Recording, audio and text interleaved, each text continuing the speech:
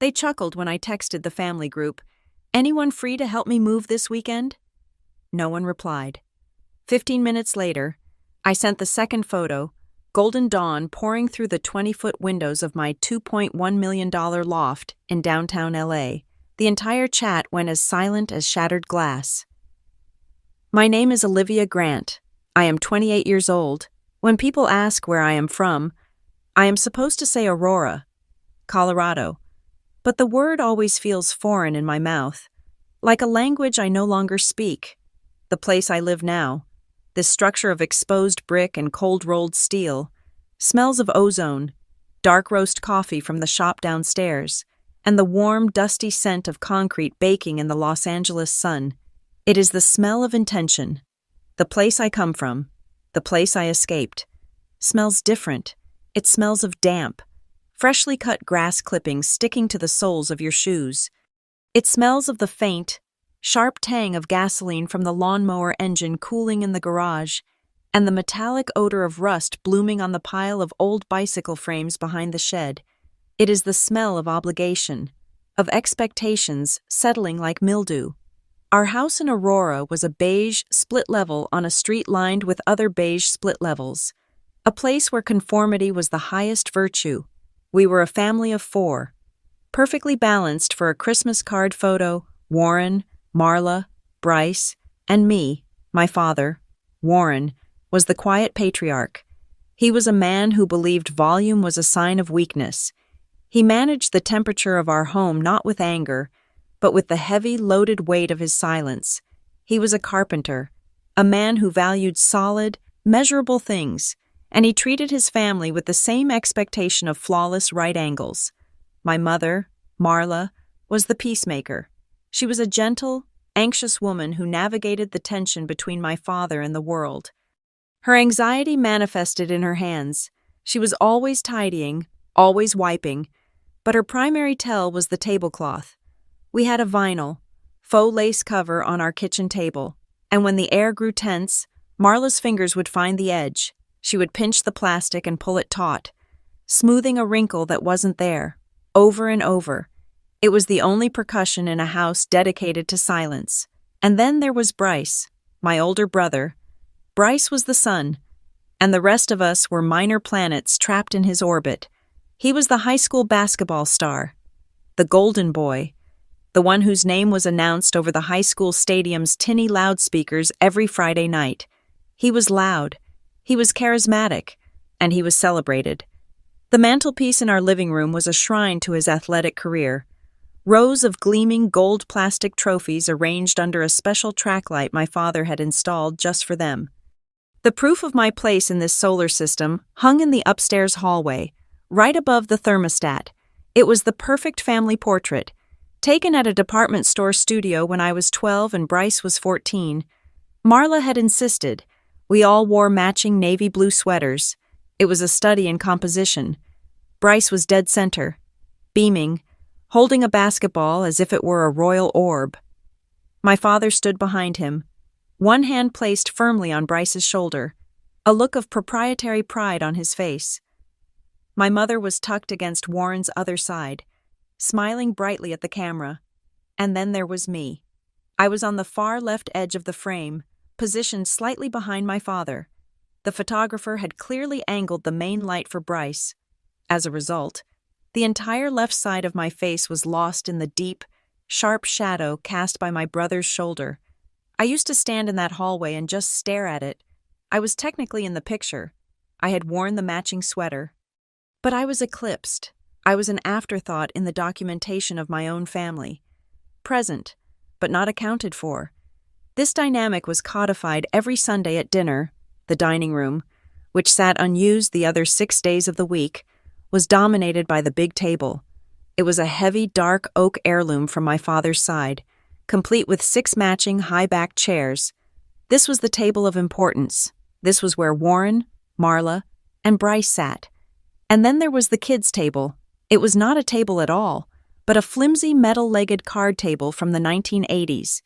Its vinyl top cracked and peeling at the corners. It lived in the hall closet next to the vacuum. Every Sunday, it was unfolded and placed in the corner of the dining room. 3 feet away from the oak monolith. This is where I sat. When I was 7, it made sense. When I was 10, it was annoying. But the years passed. I turned 14, 15. At 16 years old, I was 5'7". I was taking advanced placement calculus. I was rebuilding small engines in my spare time, and I was still being directed to the card table. It wobbled every time I tried to cut my food. I sat there, isolated, listening to the conversation at the main table. It was always about Bryce, Bryce's upcoming game, Bryce's knee injury, Bryce's grades, which were always passable but never excellent. One evening, the silence at the main table was heavier than usual. Bryce had fumbled a pass that cost the team an important game. My father was carving the pot roast, and the knife hit the ceramic platter with a sharp, angry click, click, click. "This family," Warren said, his voice a low gravel that vibrated through the room. He was looking at the meat, not at anyone. "This family is proud of the ones who know how to shine, the ones who step up when the pressure is on." His eyes finally lifted. They scanned the main table, landing on Bryce with a look of profound disappointment, then moving to Marla. They never once glanced toward the corner. They never once acknowledged the card table. My mother's hand, as if on instinct, found the edge of the oak table's expensive linen runner. Her fingers began to pinch and pull, smoothing an invisible wrinkle over and over. That was her commentary. That was her defense of me. It was nothing. Bryce's world was external and loud. His achievements were public spectacles. A game-winning shot meant a neighborhood barbecue. The smell of charcoal and lighter fluid would fill the backyard. My father would man the grill with a rare smile on his face, and Bryce would hold court on the deck, retelling the story of his glory to nodding neighbors. My world was internal and quiet. I liked the logic of systems. I liked taking things apart to understand why they had stopped working. I found an old reel-to-reel tape deck at a garage sale and spent a month methodically cleaning its heads and rebuilding its motor. I resurrected my mother's burnt-out stand mixer. I taught myself to solder by repairing the ancient, tangled strings of our Christmas lights. My father called it making a mess. My designated space for this mess was a dark corner of the damp basement, next to the humming water heater and the stacks of old magazines. While Bryce's trophies gleamed upstairs, my achievements were piles of scavenged circuit boards and salvaged wiring. When I was 15, I won the district science fair. My project was a rudimentary motion-sensing alarm system I had designed and built entirely from scavenged electronics. I brought home the large, ostentatious blue ribbon and the small engraved plaque. I set them on the kitchen counter, unsure what the protocol was for such a thing. That night, Marla found me in the basement, where I was cataloging resistors. She wasn't carrying the ribbon. "Olivia," she said softly, her hands twisting a dish towel, "I know you're proud of your project. It's very technical. But let's put this plaque away before dinner. You know Bryce is feeling very low about his history midterm. We don't want to make your brother feel bad." My blue ribbon and my plaque went into a shoebox under my bed. Bryce's C- on the history midterm became the central domestic crisis for the next 2 weeks. I learned to be invisible. Our house was old, and it was full of noises: the groan of the furnace, the rattle of the pipes when the washer was running. There was one floorboard on the landing upstairs, the third one from the top step. That let out a high-pitched shriek if you put your full weight on it. I learned to skip it. I learned to walk only on the edges of the hallway, close to the wall, where the floor was reinforced by the joists. I learned to close doors without letting the latch click. I became a ghost in my own home, mastering its structural weaknesses to avoid making a noise or being a bother. The moment the foundation finally cracked wasn't loud. It wasn't an explosion. It was quiet, and it was punctuated by laughter. By the time I was 17, I had saved up enough money from bagging groceries at the local King Soopers to buy a used entry-level 3D printer. It was my prized possession. I kept it in the basement, a humming, whirring beacon in the dark. I spent 3 weeks designing a small, articulated robot. It was complex, with multiple points of articulation and a head that could swivel. The print itself took 48 hours. I slept on the basement cot, listening to the hum of the stepper motors. When it was done, I painstakingly assembled the parts. I calibrated its tiny joints. I polished its white plastic shell. It was the first truly beautiful, complex thing I had ever built from nothing. It was my trophy. I brought it upstairs. I didn't ask for a spot on the mantel. I just placed it on the living room bookshelf. A silent declaration. This is me. This is what I do. A week later, it was gone. I searched the house, my room, the basement. Finally, I asked at dinner, "Has anyone seen the white robot that was on the bookshelf?" Bryce didn't even look up from his plate of spaghetti. "Oh, that little robot thing, I gave it to Sarah. She thought it was cute." Sarah was his girlfriend of the month. He had taken it. He had taken my design, my work, my 48 hours of printing, and given it away like a cheap trinket. I stared at my parents. I waited for the outrage. I waited for the lecture on theft, on respecting other people's property. My father chuckled. It was a short, sharp bark of air, devoid of humor. "Well, Olivia," he said, slicing into his garlic bread, "it's just a toy. Don't be dramatic." My mother smiled weakly, that placating, nervous smile. It was sweet of Bryce to share. "Honey, that was generous." Generous.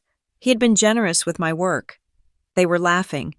They saw a complex piece of articulated engineering, a manifestation of my mind and my future, and they dismissed it as a toy. I didn't yell. I didn't cry. I just left the table. I didn't skip the creaking floorboard on the way to my room. I went to my desk and took out an old spiral-bound notebook.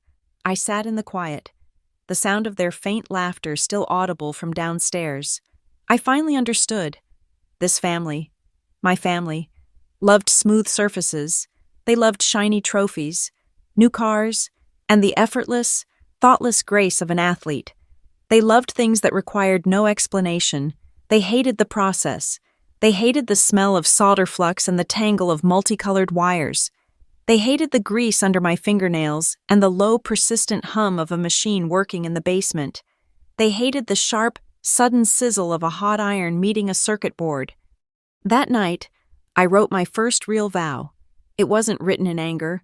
It was written in cold, hard, logical certainty. If they won't see me, I will build something they can't ignore. The seed was planted. It was not a seed of anger, but of ambition. It was a cold, hard, logical seed, and I would water it with everything I had. They wanted a smooth surface. I would give them one. I would build a life so high and so shiny that they would be blinded by the glare. The basement, after the incident with the robot, felt compromised. It was no longer my sanctuary.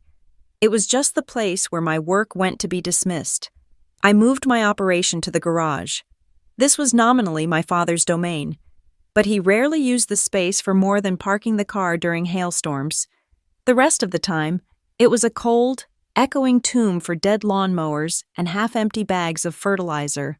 It was perfect. It was colder than the basement, the uninsulated drywall doing nothing to stop the Colorado winters from seeping through. The air smelled of cold concrete, old gasoline, and the faint, sweet decay of spilled weed killer.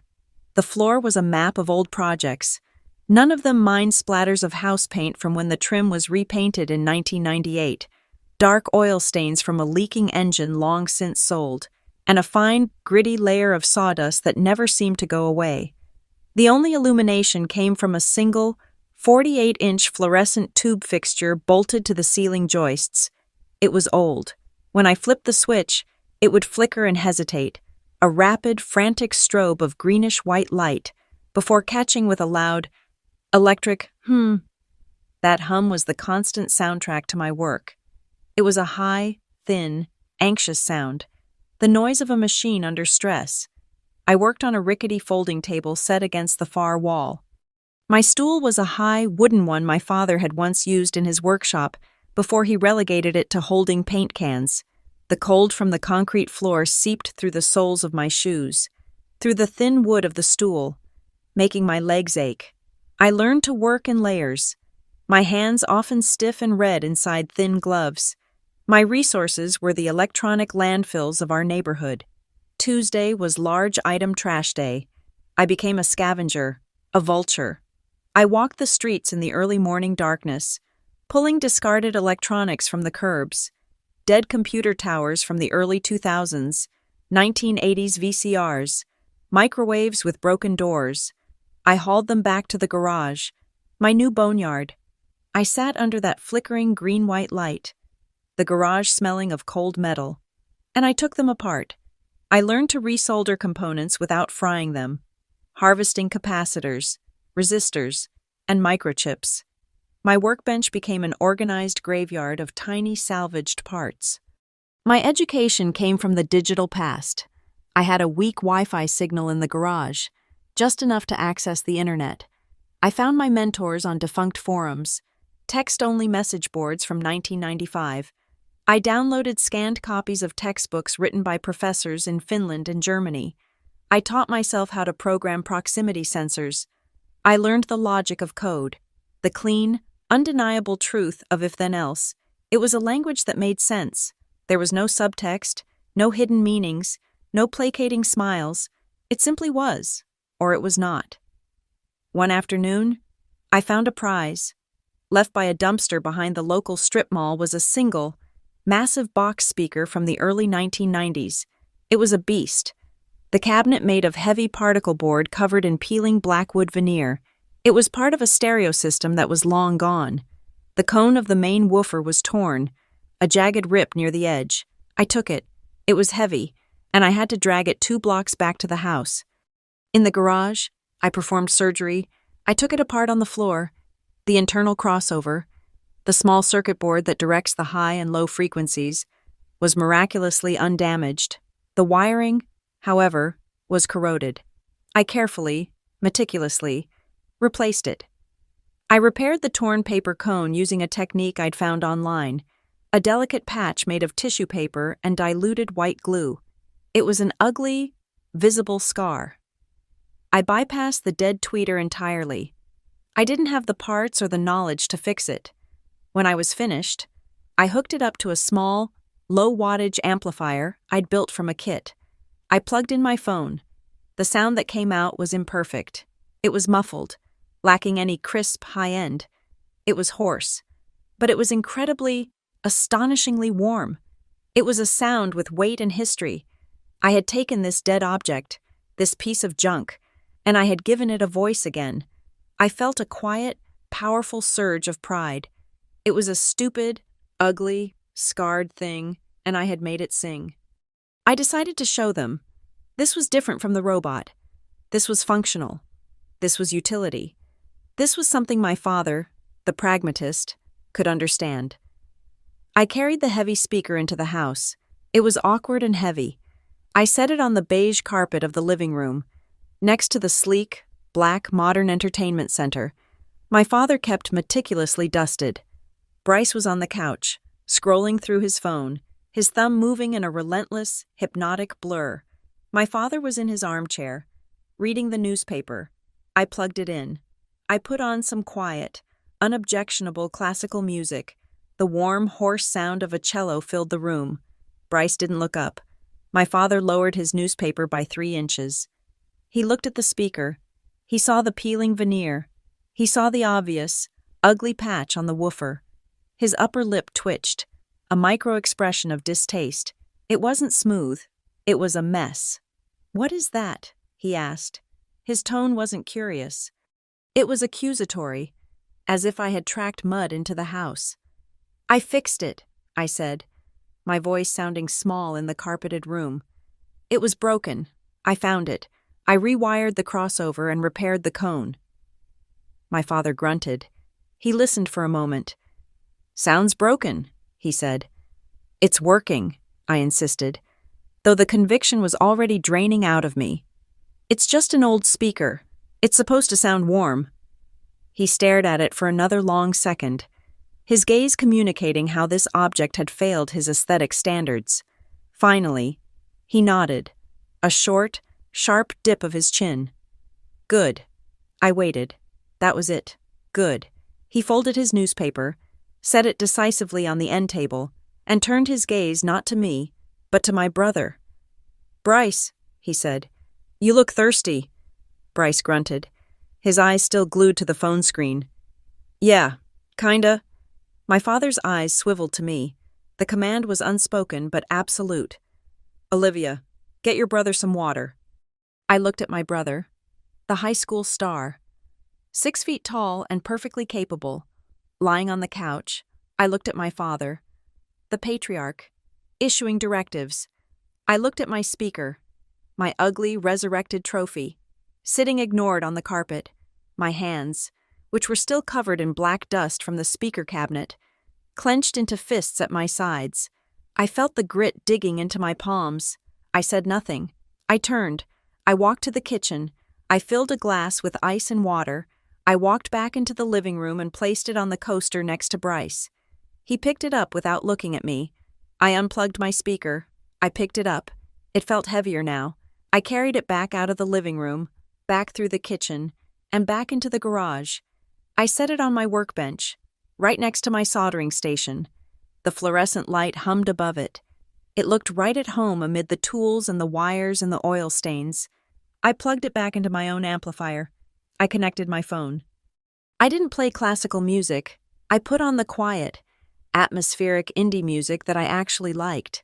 The sound of whispered vocals and sparse guitars filled the cold, concrete space. I turned the volume down low, just loud enough to cover the sound of the buzzing light, just loud enough for me to hear. It was my music, in my space, and I could finally hear myself again. I stopped building things to be seen. I stopped trying to salvage junk. I started building things to get out. My focus shifted from hardware to software. I became obsessed with efficiency, with optimizing systems. It was a metaphor I didn't have time to analyze. I was looking for the fastest way out. I found a problem to solve. The small local businesses in Aurora, the pizzerias, the florists, they all ran deliveries, and they all did it based on guesswork and paper maps tacked to a wall. It was inefficient. It was dumb. I started to code. My life fell into a harsh rhythm. School, work at the grocery store, dinner at the card table, where I'd listen to the endless, looping conversation about Bryce's practice, Bryce's grades, Bryce's future, and then the garage. I'd work until 2, sometimes 3 in the morning. The garage was freezing. I'd type with numb fingers, blowing on them to keep them moving. I was building a module, a piece of software. It was simple, almost primitive, but the logic was sound. It was a route calculation module designed for inner-city delivery.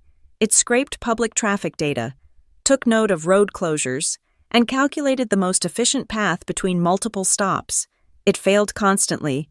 For weeks, it was a mess of syntax errors and logical impossibilities. Then, one night, at almost 3:30 in the morning, it worked. The air in the garage was so cold I could see my breath. A small cloud in the greenish light. I had input a test batch of 12 addresses. I set the origin point. I clicked Run. I watched the screen. The simulation processed. It compared routes. It discarded inefficient paths. It ran the algorithm. And then, a small green box appeared next to the final output line. Status optimal. I stared at it. I read the word again. Optimal. I had done it. My first impulse was to run inside, to shake my father awake, to shout, "Look at this. Look at what I built. It works." But who would I show? My father. Who would ask why I was still awake and wasting electricity? My mother. Who would worry I was making myself sick? Bryce. Who would ask if it was a video game? The impulse vanished, leaving a cold, sharp clarity in its place. The fluorescent light buzzed. My speaker played a quiet, mournful guitar solo. I was completely, totally alone in my victory. I did not celebrate. I did not smile. I simply reached out my right hand and placed it flat on the workbench. I felt the cold, splintered wood under my palm. I felt the faint vibration from the speaker. It was real. I had built it. That was enough. A floorboard creaked in the kitchen. The door from the house swung open, spilling the warm, yellow light of the kitchen into my cold, green world. My mother, Marla, was standing there. She was clutching her thin pink bathrobe closed at the neck. Her hair was mussed from sleep, and her face was a roadmap of anxiety. She did not step into the garage. She stood on the threshold, 1 foot in the house, 1 foot on the concrete step. Her eyes darted around my workspace, the tangle of wires, the glowing screen, the ugly speaker, the piles of electronic skeletons. It was my mess. It scared her.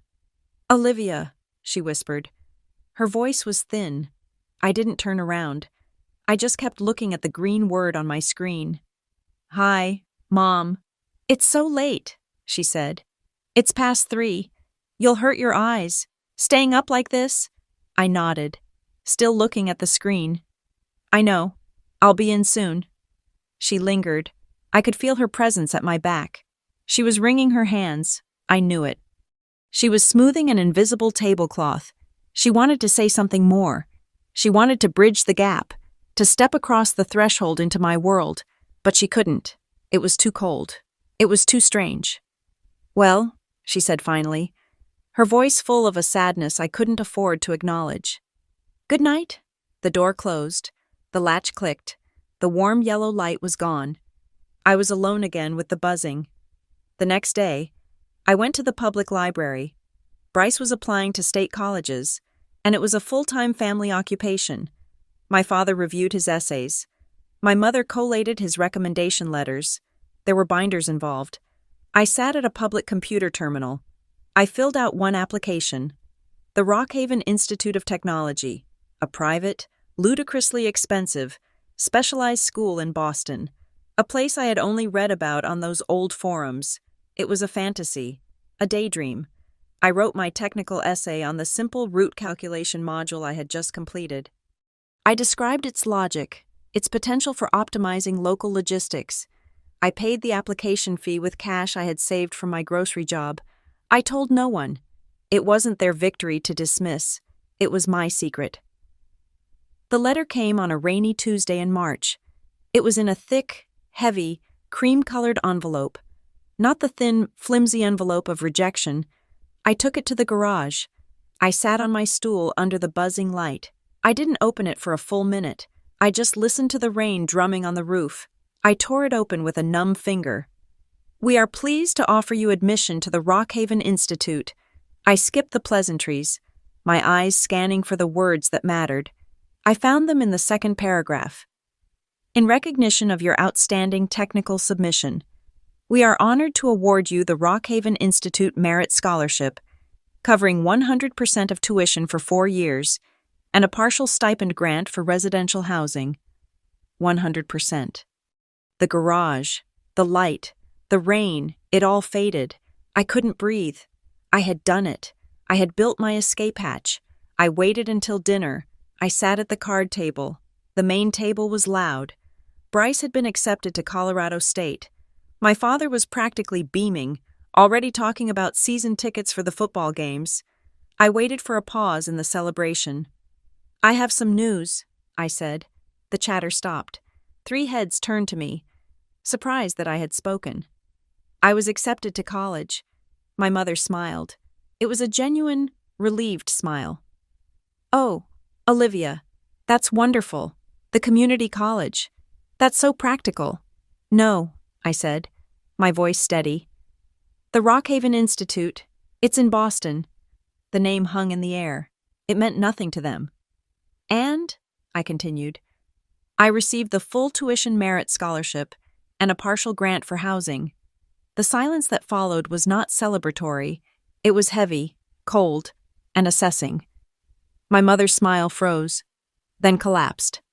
Her hand, on instinct, darted to the edge of the vinyl tablecloth. Pinch, pull, pinch, pull. Bryce looked baffled. "Boston. Why would you go all the way to Boston? That's stupid." My father put his fork down. The tink of the silver on the ceramic plate was the loudest sound in the room. He stared at me. He wasn't looking at his daughter. He was looking at a math problem he hadn't anticipated. "Boston is far," he said finally. His voice was flat, devoid of emotion. "That's a long way to go. I got the scholarship, Dad, full tuition, 100%? He shook his head, already dismissing the victory. That's just tuition, Olivia. That's how they get you. What about room and board? That partial grant won't cover it. What about books, flights home? It's expensive. It's impractical. He waved his hand, a gesture of complete and total dismissal. We still have Bryce to think about. He'll be at State College. That's where our focus needs to be. Our focus? He had done it. He had taken the single greatest achievement of my life, the proof of my work, and in less than 30 seconds, he had reduced it to an impractical financial burden, an inconvenience. He picked up his fork and returned to his pot roast. The conversation was over. I didn't argue. I didn't raise my voice. I didn't show them the letter. I just stood up from the wobbly card table. My dinner unfinished. I went to my room. I went online. I used the last $300 of my savings from the grocery store to buy a one-way Greyhound bus ticket to Boston, Massachusetts. It would take 2 full days. I packed light. I had one old, battered suitcase with a broken wheel. I packed my few clothes. I packed my soldering iron, my multimeter, and my box of salvaged components. I went to the garage for the last time. I looked at my workbench under the flickering, humming light. I carefully disconnected the routing module I had built, its small test lights still glowing. I wrapped it in an old t-shirt and placed it in the bottom of my backpack. Then I unplugged the speaker, my ugly, hoarse, warm speaker. It was too big for the suitcase. I didn't care. I left on a Friday morning. My mother cried at the door, pressing a $20 bill into my hand, her hand smoothing the fabric of my jacket. Be safe, she whispered. My father drove me to the bus station. He was silent, annoyed that this errand was making him late for work. Bryce was still asleep. My father loaded my broken suitcase into the trunk. He looked at the massive, scarred speaker I was carrying under my other arm. You're really bringing that piece of junk? He asked, his voice a mix of disbelief and disgust. Yes, I said. I got into the passenger seat. I didn't look back at the beige house as we drove away. I held the speaker on my lap. I had my tools, my voice, and my code. It was everything I needed. Boston did not smell like damp grass. It smelled of old, wet brick, diesel exhaust, and the sharp, metallic tang of the subway grates breathing up from underground. It was a cold, indifferent smell, the smell of industry and rain. I had traded the quiet obligation of the suburbs for the loud anonymity of a city, and I had never been more relieved. The Greyhound bus had dropped me at South Station after 52 hours of staring at the highway. I had walked the 2 miles to the Rockhaven campus, dragging my broken suitcase with one hand and carrying my ugly, scarred speaker in the other. I was an absurdity on the historic cobblestone streets, a girl with a piece of audio junk, looking for a future. My dorm room was a cinder block cube. It measured 10 feet by 12 feet. It contained a narrow wooden bed, a metal desk, a matching chair, and a wardrobe. The walls were painted a color that could only be described as institutional despair. I placed my speaker on the desk, where it took up a solid quarter of the available workspace. It was the only thing in the room that was mine, the only object with a history I had written. I plugged it in, and the warm, hoarse sound of my music filled the small, cold space. It was the first time the room felt like it could be survivable. My scholarship, the 100% tuition miracle, was exactly that tuition. It did not cover the partial housing fee. It did not cover the mandatory meal plan I had successfully petitioned to waive. It did not cover books, which I learned were astronomically expensive, and it did not cover the basic necessities of life. My life in Boston became a frantic, exhausting algorithm of survival. I was no longer one person. I was 3 people. From 8 p.m. until midnight, 4 nights a week, I was the computer lab monitor. I sat at a Formica desk at the front of a room filled with 50 high-end workstations. My job was to check student IDs, refill the printer paper, and wipe down keyboards. The room was always hot, smelling of hot plastic, dusty fan filters, and the faint, sweet scent of spilled energy drinks. Most students ignored me, and I preferred it that way. I did my own homework at the monitor's desk, my laptop propped up on a stack of printer manuals, from 5 a.m. until 9 a.m. on weekdays. I was a waitress at a 24-hour diner 3 blocks from campus. It was called the Copper Skillet. I wore a polyester uniform that was perpetually stiff and smelled of bacon grease. My shoes, the same ones I wore to class, were always damp. Boston was a city of constant, miserable drizzle, and my cheap sneakers were not waterproof. I spent 4 hours on my feet, slinging hash browns and refilling coffee cups for construction workers and early-rising professors. The clatter of plates, the hiss of the flat-top grill, and the endless roar of the dishwasher became my alarm clock. The tips were terrible, but they were cash. On weekends, I was a freelance repair technician. I ran my business from my dorm room, my bed covered in the guts of other students' laptops. I was the girl who could fix anything. I replaced cracked phone screens, resurrected hard drives, and cleaned keyboards that had been drowned in soda. My soldering iron sat on a ceramic tile on my desk, right next to my speaker, filling my small room with the sharp, resinous smell of flux. My diet was a calculation of pure economics. I lived on instant ramen, which I cooked using the electric kettle that was my only appliance. I ate the heels of bread loaves, which the diner sold off for 10 cents apiece. I drank the diner coffee, which was free for employees. My notebook from that first semester was not filled with class notes. It was filled with code. I wrote algorithms in the margins of my physics homework. I diagrammed logic trees on the back of diner napkins. They were not just assignments. They were entries in a survival manual. Each line of code was a step away from the card table. The human body is a system, just like any other, and a system, when run on insufficient resources and at maximum capacity for too long, will fail. It happened in the middle of a Tuesday, in the computer lab. During my shift, I was sitting at the monitor's desk, trying to debug a piece of code for my advanced data structures class. The fluorescent lights above me seemed to be getting brighter, pulsing with the same high, thin hum as the ones in my garage back home. The room was too hot. The smell of the dusty fans was making me nauseous. I looked down at my screen. The lines of text, the precise if-then-else statements, began to swim. They blurred, separating into their component colors. The clacking of keyboards around me faded, as if someone were slowly turning down the volume of the world. I remember thinking, I need to save this file. The next thing I saw was the acoustic tile of the ceiling and the worried face of a graduate student looming over me. The next smell was sharp, chemical, and clean antiseptic. I had fainted, collapsing off the stool and onto the low-pile industrial carpet. The campus nurse was a no-nonsense woman with tired eyes. She drew my blood, took my blood pressure, and shone a light in my eyes. She didn't ask me about my feelings. She just looked at the chart. "Well, Ms. Grant," she said, her voice flat, "the diagnosis is simple. You are severely anemic, your iron levels are dangerously low, you are also suffering from profound sleep deprivation." She looked up at me, her gaze softening for just a second. "You need to eat something that isn't made of processed flour and salt, and you need to sleep. Your body is running on fumes." I was given a packet of iron pills, a lecture on nutrition, and a mandatory 24-hour abstention from all lab work.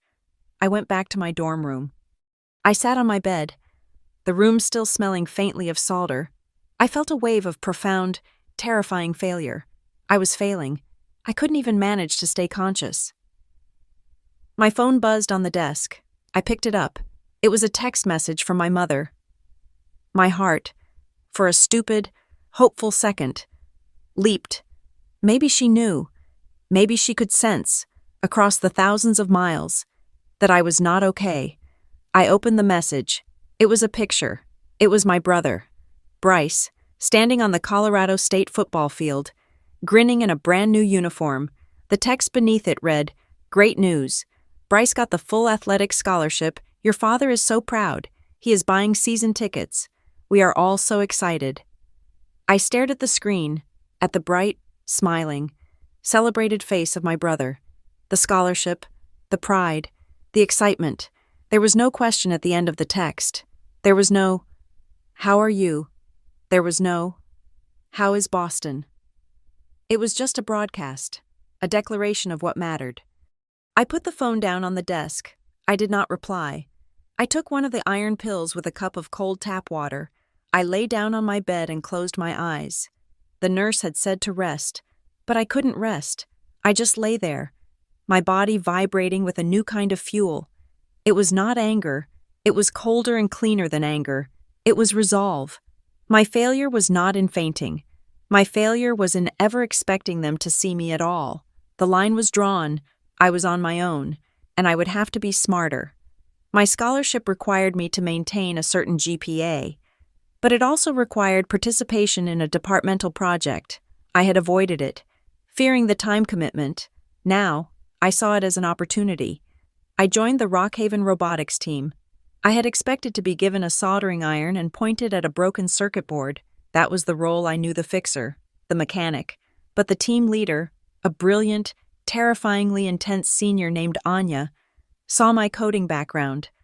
"I don't need another hardware jockey," she said, not unkindly. "I need someone who can manage the system. We have 20 different sensors on this thing. They all work, but they don't talk to each other. I need a coordinator." It was a revelation. I had spent my life fixing single, broken objects: the speaker, the toaster, the laptop. I had never been asked to build the brain that made them all work together. I was not just repairing a machine. I was being asked to orchestrate a system. The work was brutal, but it was beautiful. I stopped sleeping almost entirely. I lived in the robotics lab, a cavernous space that smelled of ozone and machine oil. I learned to write code that was not just efficient, but resilient, to pay for my textbooks. I started another job, this one more lucrative. I began tutoring other students in my programming classes. I would sit in the library, explaining the basic logic of Python to kids who wore designer jackets, kids who had never known what it was to sit at a card table. I charged them $40 an hour. I used the money to buy the 1,000 pages of required reading for my advanced courses. The irony was thick enough to taste. My old root calculation module, the one I had wrapped in a t-shirt and carried from Colorado, was my secret project. It was my baby. And in Boston, I had found the perfect test bed. I started pulling public data. The city of Boston, unlike Aurora, had a wealth of it: traffic camera feeds, bus schedules, sanitation routes, road closures. It was a chaotic, massive, disorganized flood of information. I needed to see it work. I needed a simulation. I started using the main computer lab, not as a monitor, but as a user. I worked in the dead of night, from 1 a.m. until 5 a.m. when the rooms were empty. I began building a simulation of inner-city truck traffic for the entire downtown Boston area. I was running a massive dataset, a full 24-hour simulation. When I was caught, the door to the lab hissed open at 3:15 in the morning. A grad student, one I recognized from the robotics lab, stormed in. He was pale with rage and caffeine. "Grant, what the hell are you doing?" he hissed, his voice echoing in the huge, empty room. "You are hogging the primary simulation terminal. I have a thesis defense in 2 days." He stomped over and looked at my screen. It was a mess of raw data, scrolling lines of text. "What is this? Are you running a game?" I was too tired to be intimidated. My eyes were red. My hands were shaking. I just pointed at a single line of output that had just appeared. "I'm not running a game," I said, my voice hoarse. "I'm predicting the future," he scoffed. "What?" "Right there," I said, tapping the glass. My model just predicted a 32% drop in traffic speed on Boylston Street, starting at 4:55 p.m. tomorrow. "It's a bottleneck." He squinted at it, confused. "How? There's no construction scheduled." "I don't know how," I said. I was too tired to explain that my model was correlating sanitation routes, a predicted Red Sox game, and the delivery schedules from the public import manifests. "It just knows, and it's right." He stared at me, then at the screen. He was about to yell again, but he stopped. He was a systems engineer, He recognized the pattern. He just shook his head and walked away, muttering about crazy freshman. I had my model. Now I needed a customer. I found one at the Copper Skillet. The owner, a balding, perpetually stressed man named Sal, was always complaining about his bakery deliveries. They're always late. The downtown run, it kills me. The bread is stale by the time it gets to the restaurants. It's costing me money. One morning, after my shift, my hands still smelling of bleach water, I approached him. "Sal," I said, "how much is it costing you?" He looked at me.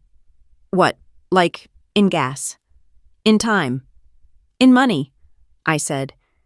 "If your drivers got back an hour earlier every day, what would that be worth to you?" He laughed. "A miracle is what, I don't know, a few $100 a week. Easy." "I can do it," I said. He stopped laughing. "Give me your route list for 1 week," I said, "and I'll give you a new one. If it doesn't work, you pay me nothing. If it does, you pay me $200. He eyed me, a 16-year-old looking kid in a greasy uniform. He was desperate. He shrugged. "Fine. What have I got to lose?" I spent the next 48 hours feeding Sal's data into my simulation. His routes were nonsensical, based on habit, not logic. My model tore them apart. It spat out a new list, optimized, efficient, and counterintuitive. It sent drivers to the furthest stop first, against the morning rush hour. I printed it out and gave it to him. A week later, I came in for my 5 a.m. shift. Sal was at the counter, not yelling. He was smiling. He walked over to me, took off his apron, and pulled an envelope from his back pocket. He handed it to me. Inside were 10 $20 bills. Cash. "I don't know what voodoo you did, kid," he said, his voice low. "But my drivers are back by 10 a. They're making a whole extra run. The bread is hot. Whatever you're doing, keep doing it." It was the first $200 I had ever earned with my mind. It was more than a week of tips. It was proof. The data was good, but the output was ugly. It was just text. I needed to see the bottlenecks. I spent another sleepless night coding a simple visual interface. It was a basic grid overlay of the city map. I wrote a script to color the sections based on predicted traffic density. Clear routes were green. Slowdowns were yellow. Bottlenecks, the critical points of failure, were a deep, warning red. I sat back, my eyes gritty, and looked at it. It looked like a railroad yard, a complex map of tracks and junctions, with a controller deciding which trains went where. It was a switching yard for the entire city. My roommate, a girl I rarely saw, came in, took one look at my glowing screen, and said, "What is that? Some kind of weird art project?" "No," I said, not looking away from the grid of colored blocks. "It's a system. I call it Switchyard." I took the $200. I did not put it toward my housing fees. I did not buy textbooks. I walked to the grocery store, and I bought a bag of spinach, a carton of eggs, and a small, expensive piece of steak. I went back to my dorm, and I cooked a real meal on a hot plate I'd repaired for another student. I looked at the cash on my desk. I looked at my interface glowing on the laptop. I looked at my ugly, scarred speaker in the corner. My father had called my work a mess. My mother had called it worrying. My brother had called it a toy. Sal had called it voodoo. They were all wrong. It was a system, and it was mine. I decided, right then, that I was done. I was done walking on the edges of hallways, trying not to make a sound. I was done sitting at the card table. I was done apologizing for the space I took up, for the electricity I used, for the dreams I had. I was done feeling guilty for hogging the machine. From now on, I was going to be the machine. Rockhaven had taught me how to orchestrate a system. The next logical step was to build one. I graduated with high honors and a portfolio that was less about theory and more about functional, resilient code. I had multiple offers from large, established tech firms, places with campus-like headquarters, free cafeterias, and retirement plans. They were comfortable. They were safe. I realized, just a more structured version of my father's house, with a different set of expectations. I took the internship. It was at a company in Chicago called Nimble Grid. The name was ambitious. The reality was not. Nimble Grid was not a campus. It was a single, cramped office on the third floor of a walk-up building in a part of the city that smelled of exhaust and fried onions. The office was one room. The team was 3 people. There was Ben, the CEO, a man who vibrated with a terrifying, infectious optimism and who had not had a full night's sleep since the Obama administration. There was Ravi, the lead engineer, a quiet, brilliant man who communicated primarily through sarcastic comments written in his code. And then there was me, the intern. Our entire operation was run on 3 used workstations, a network switch that was definitely a fire hazard, and a coffee machine that produced a beverage that tasted like burnt ambition.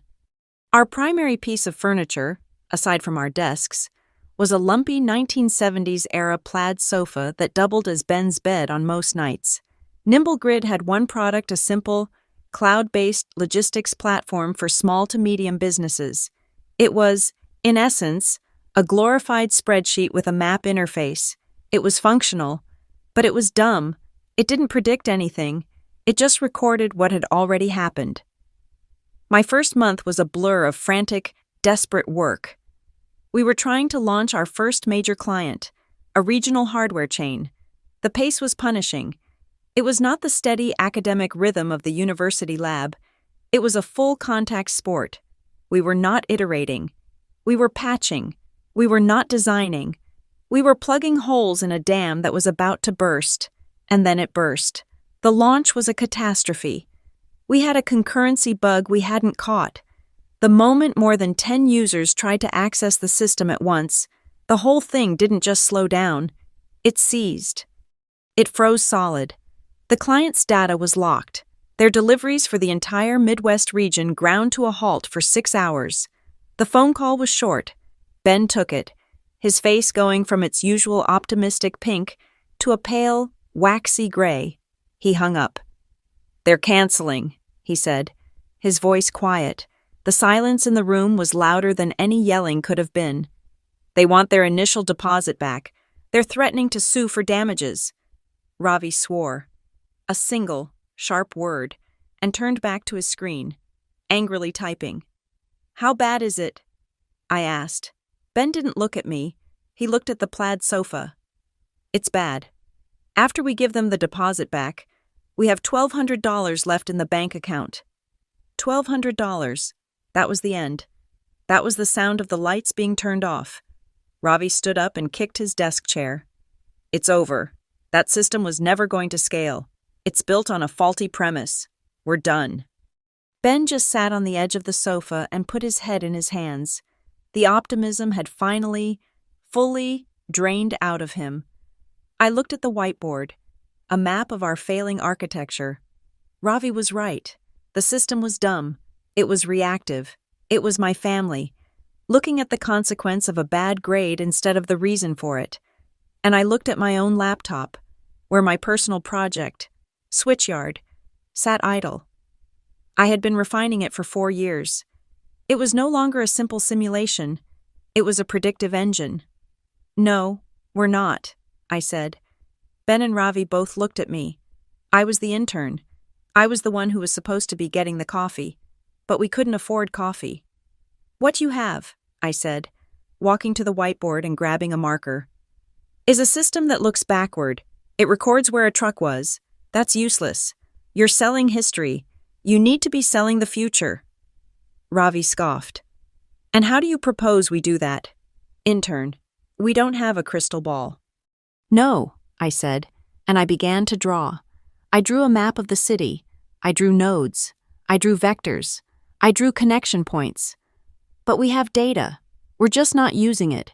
We're not layering it." I turned to them. My hand was steady. "We're not just looking at traffic. We need to look at everything.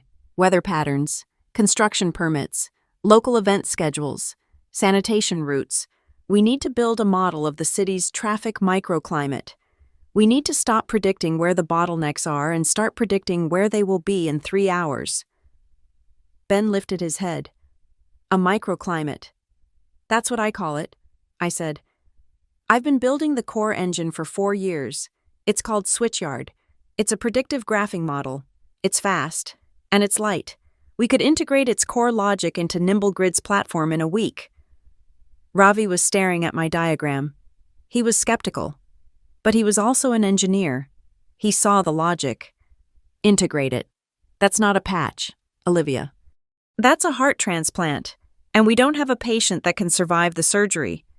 We don't have a patient that will survive without it, I countered. We have $1,200. We are already dead. We have nothing to lose. Ben stood up. The color was coming back to his face. A traffic microclimate. I can sell that. I can sell the hell out of that. He pointed at me. Can you do it? Can you really merge it? Ravi and I can, I said. Looking at Ravi. Ravi stared at the board for a long, silent minute. He picked up another marker. The data ingestion alone would be a nightmare. He drew a new box and connected it to mine. But if we containerize the query, maybe it's insane. But it's not stupid. Okay, Ben said, clapping his hands, a loud, sharp sound that broke the tension. Here's the plan. We have $1,200. That's payroll for 1 week. Or it's our last shot. I'm going to find us one more client. One? You two. He pointed at Ravi and me. Make this thing work. Ben spent the next 2 days on the phone, calling in every favor he had ever earned. He came back to the office at 6 p.m. on Wednesday, looking exhausted but alive. We have a shot, he said. Grogan's Market, a local supermarket chain. They're getting killed on delivery overruns and product spoilage. Their current system is a guy named Frank with a clipboard. Did they sign? Ravi asked. No, Ben said, but they agreed to a trial. 2 weeks, no pay. We go live this Friday. If we can prove, with hard numbers, that we save them money, they'll sign a 6-month contract. For the next 48 hours, the office ceased to be an office. It became a high-pressure lab. Ravi and I worked side by side, our keyboards the only sound in the room, punctuated by Ben's frantic typing as he set up the new client portals. We were merging 2 completely different code bases. It was messy. It was ugly. It was like performing surgery with a steak knife. My speaker, which I had brought with me from Boston, sat on a filing cabinet, playing the same low atmospheric music I had listened to in the garage. It was the only calm thing in the room. We were ready to run the first full data simulation on Thursday night. This was the test. We were feeding in Grogan's entire delivery history, cross-referenced with 2 years of archived city data. Switchyard was about to run its first real-world calculation. Ravi initiated the program. We watched the server monitor, the CPU usage, normally at a calm 10%, climbed. It hit 50%, then 70%, then 90%. It's choking, Ravi said, his voice tight. The dataset is too big. It's trying to graph too many variables at once. It's going to crash the server. I looked at the CPU temperature gauge. The numbers were climbing. The little icon was turning from green to yellow, then to a bright, warning red. The server fans kicked in, a high, desperate whine. It's not the variables, I said, my mind racing. It's the graph. It's too dense. It's trying to map every single possible route. I pushed him aside, my fingers flying across my own keyboard. I have a compression trick I wrote back in Boston. It's a heuristic. It's not perfect, but it's light. I wasn't asking for permission. I opened a terminal, bypassed the main process, and force-injected my own custom-written graph compression algorithm directly into the running calculation. It was a dirty, dangerous move. It could have corrupted the entire database. Olivia, what are you doing? Ravi yelled. Giving it room to breathe, I muttered. We watched the monitor. The CPU load hovered at 99%. The temperature was screaming red. The fans were at maximum. And then it dropped. 99%, 95%, 80%. The compression algorithm was working. It was pruning the 1 in a million nonsensical routes, forcing the engine to focus only on the statistically probable. The calculation, which had been frozen, began to move again. The temperature dropped back to yellow. Ravi and I didn't speak. We just watched the progress bar for 2 solid hours. At 4 a.m., the screen flashed. Simulation complete. Optimal routes generated. We had a system. We launched Grogan's Market the next day. The first week was hell. We slept on the office floor, Ravi and I on yoga mats, Ben on his plaid sofa. We were patching bugs in real time. A driver would call, saying the route sent him down a one-way street, and I'd have to manually patch the map data while Ravi rebooted the server. At the end of week 1, Ben went to meet with Mr. Maigaya Grogan. He came back with the first set of numbers. "It's working," he said, and he sounded surprised. "It's not perfect, but it's working. Their overtime hours for drivers. They're down 12%. In 1 week, Ravi and I didn't celebrate. We just went back to work. At the end of week 2, Ben returned from the meeting. He wasn't smiling. He was pale. "What?" I asked, my stomach sinking. "What happened?" "He said our numbers were wrong," Ben said. "Wrong, oh," Ravi demanded.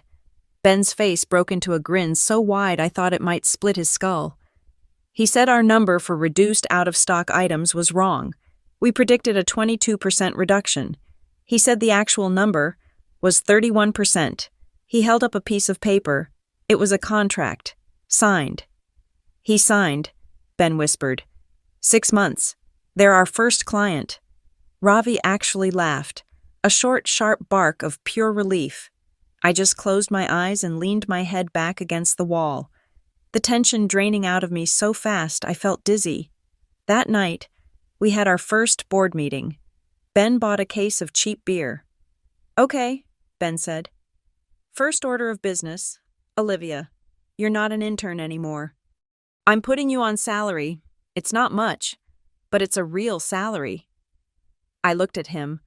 I thought about the $200 from Sal. I thought about the power of ownership. "No," I said. Ben and Ravi stared at me. "I don't want a salary raise," I said. "I want equity. I want a small piece of the company. I want what Switchyard is worth." Ben looked at Ravi, then back at me. He was the businessman. He knew what I was asking. I was asking for a permanent seat at the table, not a temporary paycheck. He knew the core of our new system was mine. "Okay," he said slowly, nodding. "A small percentage. Vested. We'll have to get a lawyer to draft it." "I can wait," I said. With Grogan's contract, we had just enough capital to move. We left the tiny one-room office and moved into a raw, unfinished warehouse space near Fulton Market. It was all exposed brick, concrete floors, and steel beams. It was cold, and it echoed. The first thing we bought was not desks. It was whiteboards. We covered every single available wall with them. Within a day, they were a chaotic symphony of diagrams, new client leads, and desperate bug reports. We slept on cots in the corner. We ate cold pizza. We worked. We signed 2 more clients. Then 5. Switchyard was working. The traffic microclimate was not just a buzzword. It was a real, money-saving advantage. A reporter from a local Chicago business journal heard about us. She came to the warehouse. She was supposed to be writing a story about enterprise software, but she became fascinated by the human angle. The 3 of us, living and breathing the company, the cots in the corner, the walls of frantic equations. Her article came out a week later. The headline was not what we expected. It was, "The Mind Under the Desk, How One Female Engineer is Charting Chicago's Commerce." The story was about me. It mentioned me sleeping under my workstation, the long hours, the custom-built code. It was embarrassing, but it was also validating. My face was in a newspaper. That afternoon, the big email came. It wasn't from a client. The subject line was just, "Meeting." The body was 1 sentence. "We're from Tecton Ventures. We like what you're building. Meet us tomorrow morning, 9 a.m. Ben was screaming. Ravi was pacing, already calculating our server capacity. I just sat there, reading the name of one of the biggest venture capital firms in the country. This was it. This was the moment the rocket fuel ignited. My laptop chimed. An email. It wasn't from a VC. It was from my father. My heart did that same stupid thing it did in the nurse's office in Boston. It leaped. He saw the article. He must have seen it. Someone in Aurora sent it to him. I clicked it open. There was no text. No, "Hi, Olivia." No, "Congratulations." It was just a link. A single, blue, underlined link. I clicked it. It took me to the Aurora local news website. The headline was, "Hometown Hero. Bryce West leads CSU to conference semifinals." I stared at the picture of my brother, his arms raised in victory, his face triumphant. I looked at the email from my father. He hadn't seen my article. He hadn't even looked for it. He was in his own world, his own orbit, and he had sent me a link to his son.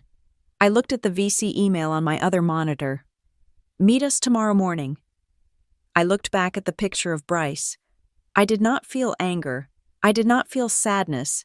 I felt a profound, cold, and absolute distance. We were not just in different cities. We were in different universes. I closed the laptop. I reached down to my hand, which had been clutching my mouse. My middle finger had a blister on it from the long nights of coding. A red, angry patch of skin. I had covered it with a small, flesh-colored Band-Aid. I peeled the Band-Aid off slowly. I looked at the raw skin underneath.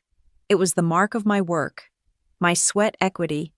I dropped the Band-Aid into the trash can, and I smiled. The meeting with Tecton Ventures was not a meeting. It was a coronation. We walked into their sterile, glass-walled office overlooking the Chicago Loop. Ben, Ravi, and I were in our best, rumpled clothes, smelling of burnt coffee and sleeplessness. They were in $800 suits. They didn't ask us to pitch. They told us what we had. NimbleGrid is a functional, if unimpressive, SaaS platform, the lead partner said. A woman with steel gray hair and a voice to match. Switchyard, however, and she nodded at me, is a predictive, heuristic-driven graphing engine of remarkable elegance. We're not investing in NimbleGrid. We are investing in that. They gave us our seed funding. It was a number with 6 zeros. It was, Ben had whispered in the elevator on the way down. Breathing room. For 6 months. We breathed.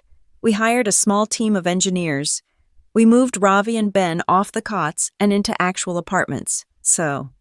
We replaced the wall of whiteboards with high-resolution monitors displaying our metrics in real time.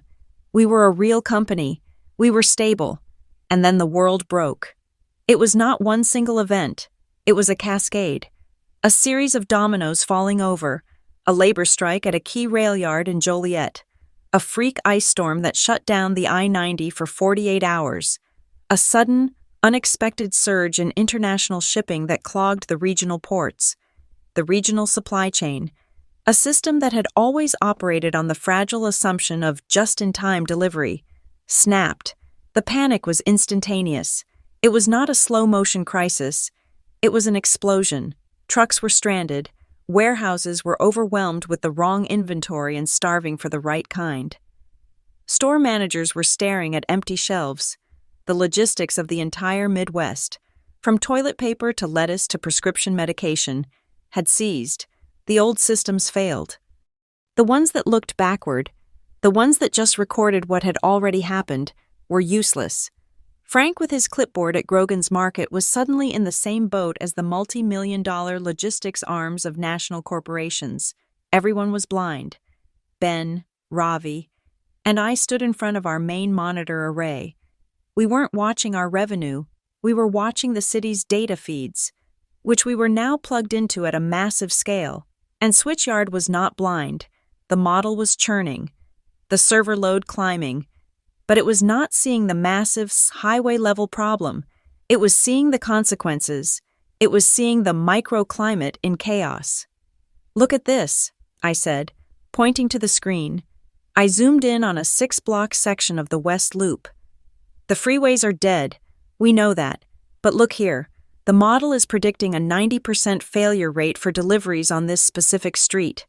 Ravi squinted. Why, that's all surface streets. Because, I said, tracing the data path with my finger, the strike has rerouted the city sanitation trucks. They're blocking the alleyways at the exact same time the produce distributors are trying to unload. It's a bottleneck. But it's a bottleneck you can't see unless you're cross-referencing both schedules. Switchyard was not just predicting the traffic jam, it was predicting the reason for it. It was seeing the ripple effects, down to a 5-block radius. Ben looked at the map. He saw the city glowing with our predictive red alerts. He looked like he had seen a ghost. Then he looked at me. You built this, he whispered. You built a map of the chaos. We built it, I corrected. Okay, Ben said, his voice hardening, shifting from terror to predatory focus. We're not going to solve the whole crisis, but we can help our clients navigate it. We can be their eyes, he pointed at Ravi. Lock down the main platform. No new features. Stability is God, he pointed at me. I need the interface simpler. I need a one-glance, go or no-go signal for drivers. A red light, green light, make it foolproof. Then he turned and walked to his own desk. I'm making a call. He didn't call a client. He called the venture capital fund. We're opening the platform, he said into his headset, pacing. We are offering an emergency 30-day free trial of Switchyard to any business in the Chicago metro area. Groceries, medicine, school suppliers, anyone vital. We're going to guide them through this. He listened for a moment. Yes, free. No, I'm not insane. This is not a sales pitch. This is a rescue mission, and it's the best marketing we will ever get. He hung up and looked at us. The VCs are in. They're wiring us an emergency bridge round. They're going to fund the server expansion. We have 1 week to scale. The next month was not work. It was war. Our small warehouse office became a command center. We didn't just sleep on cots. We installed a bank of them in the loft space. We brought in a catering service to feed the team, which had now swelled to 12 engineers. The air was thick with the smell of hot electronics, stale coffee, and the whiteboard markers that were now, once again, covering every available surface. The first day the emergency trial went live, our servers, which we had just quadrupled, hit 80% capacity in an hour. The clients were not just clients anymore, they were lifelines. Small, independent pharmacy chains that needed to get medication to elderly patients. School districts trying to figure out how to get lunches to kids in subsidized programs. Local bakeries, florists, hardware stores, blood banks. Switchyard was their only map. Our simple go-no-go interface, which I had designed to be as simple as a traffic light, was being used by drivers in hundreds of vans across the city. They were not just following routes, they were dodging bottlenecks that had not even formed yet. The press, which was already covering the supply chain collapse, caught wind of what we were doing. They had been looking for a hero, for a solution. They found us. They called me the city's invisible mapmaker. They wrote stories about the shadow grid that was keeping Chicago's critical supplies moving. They interviewed the drivers we were helping. One, a man who ran a small fleet delivering for school kitchens, told a reporter, "I don't know how it works. It's like my phone knows where the jam is going to be before the jam does. It told me to turn left. I turned left. I missed a 2-hour standstill. My kids got their lunches." Our revenue, which had been stable, did not just grow, it detonated. The 30-day trial ended. 92% of the trial users converted to paid in full annual contracts. We were not just a promising startup anymore. We were critical infrastructure. The numbers were staggering. We were processing terabytes of data every hour. Our monthly recurring revenue had 7 figures. I was no longer the intern, the engineer, or the girl under the desk. I was the chief architect of a system that was helping to feed a city. The offers for public appearances flooded in. A primetime NewsHour interview. "They want to send a car for you," Ben said, his eyes wide, holding the email. I looked at the server load monitor, which was flashing a new alert. "No," I said. "I have to optimize the database query for the pharmacy routes. Tell them you'll do it. A technology conference offered me a keynote speaker slot, a massive 5-figure fee just to stand on a stage and talk about Switchyard. You could be famous, Olivia, Ben said. I looked at the whiteboard, where I was diagramming a new way to integrate weather radar data. Email it to Ravi, I said. He can talk about the server architecture. I have to get back to the board. I was not being humble. I was being honest. The fame, the applause, the spotlight that was Bryce's world. It was my father's world. It was the world of shiny surfaces. I had never cared about the trophy. I cared about the machine, and my machine was running at full capacity, and it needed me. I was in the office, as always. It was almost midnight. We had just pushed a major stability patch. I was walking to the industrial-sized coffee machine, my body aching with exhaustion so deep it felt like it was in my bones. I was alone in the vast, quiet warehouse. The only sound was the hum of the servers, a sound that had replaced the buzzing fluorescent light of my father's garage. It was the sound of my work, my life. My phone buzzed in my pocket. It was not a server alert. It was a text message. From my mother. My blood went cold. I had not received a direct, non-group chat text from her in over a year. My first thought was that someone was hurt. My father, Bryce. I opened the message. It was not an emergency. It was one sentence, 4 words. Are you tired? I stared at the screen. Not congratulations. Not, we saw you in the news. Not, your father is so proud, which I knew would be a lie. Just, are you tired? A question that was not about my accomplishments, but about my state. A question that acknowledged the work. A question that, for the first time in my entire life, actually saw me. Olivia Grant, the person, not the shadow. I had not cried when I got my scholarship. I had not cried when I made my first $200. I had not cried when we signed the Grogan contract, or when the VC money hit the bank, or when the newspapers called me a hero. I stood there in the dark, empty office, the server array humming behind me, and I could not breathe. I walked away from the coffee machine. I walked to the freight elevator at the far end of the warehouse. I pressed the button, and the heavy doors rumbled shut, enclosing me in the small, steel box. I leaned my head against the cold, painted metal wall, and for the first time since I had left Colorado, I cried. It was not a sad cry. It was not an angry cry. It was a cry of pure, absolute, and painful release. A dam I had not even known was there had just broken. She had seen me. After all this time, she had finally seen me. The crisis eventually stabilized. The strike ended. The supply chain, slowly, painfully, reformed. But the world had changed. The just-in-time model was dead. The era of predictive logistics, my era, had begun, and Nimble Grid was no longer a startup. We were the undisputed market leader, which is when Hawthorne Systems made their move. Hawthorne was a legacy giant, a massive, publicly traded corporation that ran the dumb logistics for half the country. They had been blind during the crisis, and it had cost them shareholders. They tried to build their own version of Switchyard. They failed, so they decided to buy ours. The offer came through Tecton Ventures. It was not a small acquisition. It was a number with 9 figures. It was a number that represented more money than my entire suburban hometown would see in a year. Ben and Ravi were ecstatic. This was the exit. This was the finish line. I was not.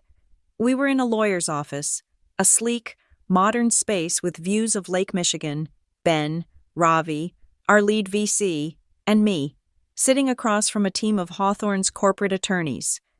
The offer is, as you can see, exceptionally generous, their lead counsel said. Full cash acquisition. We absorb the team, the tech, and the client list. Standard 5-year golden handcuffs for the founders. Ben was nodding. Ravi was already mentally spending his share. No, I said. The room went silent. The lawyers looked annoyed. Ben looked terrified. Olivia, Ben hissed. What are you doing? This is the number. This is the dream. It's not my dream, I said, my voice quiet but carrying in the soundproofed room. I looked at the lead counsel. The deal, as written, is unacceptable. I beg your pardon, the lawyer said, genuinely baffled. Switchyard, I said, is not just the tech. It is not a feature of NimbleGrid. It is a discrete, co-owned intellectual property, my patent, my architecture. You are not acquiring Switchyard. You are licensing it, and that license will be renegotiated by me, personally, every 3 years. Ben's jaw was on the floor. The VC partner was staring at me, a slow, predatory smile spreading on her face. She had seen what I was. That's highly irregular, Ms. Grant, the lawyer said. I am an irregular person, I said. And I have one more condition. I turned to my own lawyer, a woman I had hired myself, separate from the company. The clause we discussed, my lawyer nodded. She slid a single sheet of paper across the table. My client has a non-negotiable addendum to the human resources portion of the acquisition agreement. The Hawthorne lawyer picked it up. He read it. His eyebrows shot up. A non-hierarchical seating clause, he read aloud, his voice dripping with disbelief. You're dictating the furniture. I'm dictating the culture. I said, it's very simple. The clause states that in all company-wide meetings, there will be no designated head of the table. All primary conference tables will be round, or, if rectangular, will operate on a rotating seat basis. No executive, no founder, no manager gets a permanent, privileged position, ever. The lawyer looked at me as if I were insane. You can't be serious, he said. I have built a system that predicts the future, I said, leaning forward. I have built a system that saved this city's supply chain. I have built a company that you are willing to pay 9 figures for. I am dead serious. You want my brain, you want my code. Then you will accept my terms. You will build a table where everyone gets a seat. I stood up. Let me know what you decide. I walked out of the room. The deal closed 3 days later. On my terms. My share of the acquisition was wired to a private bank account I had opened for this exact purpose. The number that appeared on the screen was life-changing. It was generation-changing. It was a number so large it felt abstract, like a line of code. I signed the final papers. Ben and Ravi were popping champagne, hugging the VCs. They were celebrating. I put my pen down. I bypassed the celebration. I walked out of the law office, out of the high-rise, and onto the crowded Chicago street. It was a cold, bright afternoon. The wind was whipping off the lake. I walked east, toward the river. I stood on the DuSable Bridge, one of the massive, iron-girded drawbridges that spanned the water. I stood there for a long time. I watched the green, churning water pass underneath. I watched the traffic.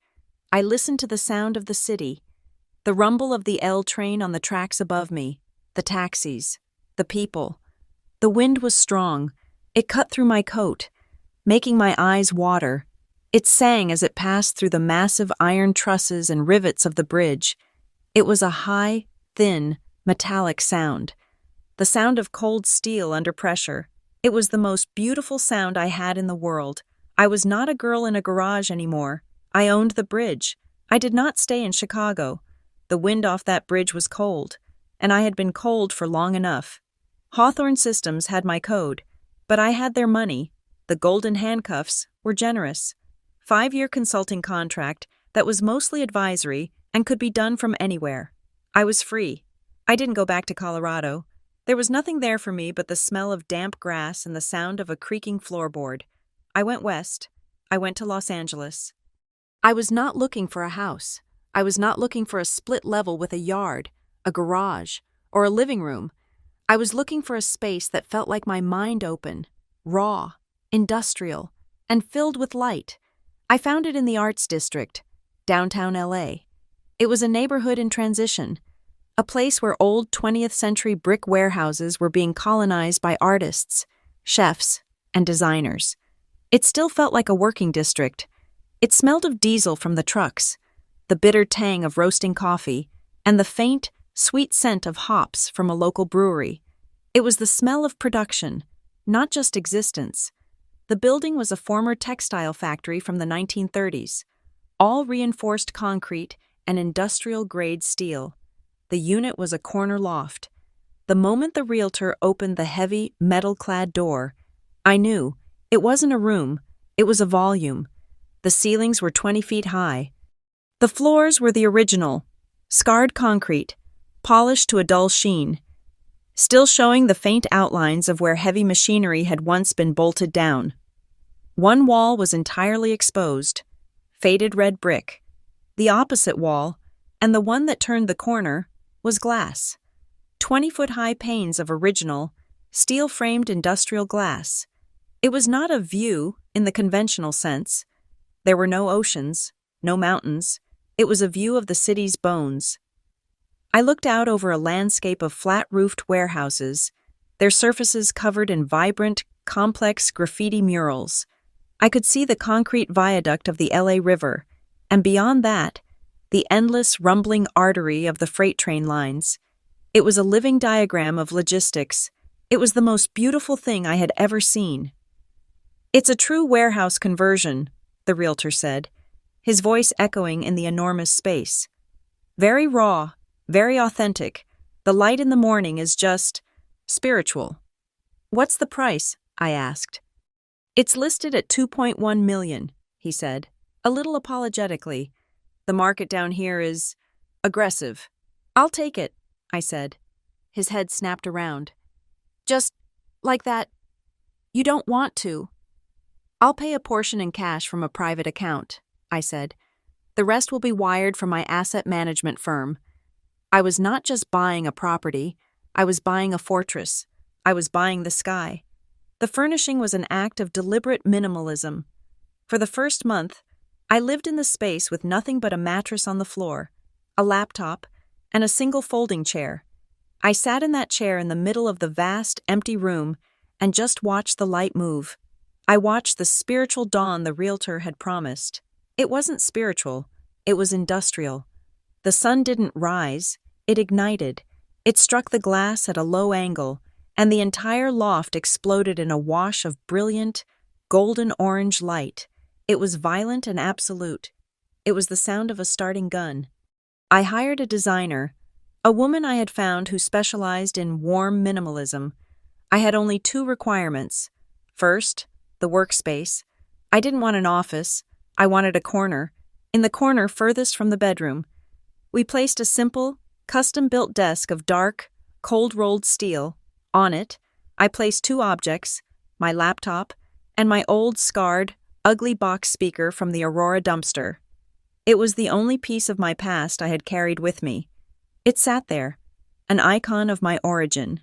Next to it, I placed a small, incredibly detailed 3D printed model of the downtown Chicago logistics grid, a trophy I had made for myself. Second, the table. "I need a dining table," I told the designer. "It needs to seat 10 people."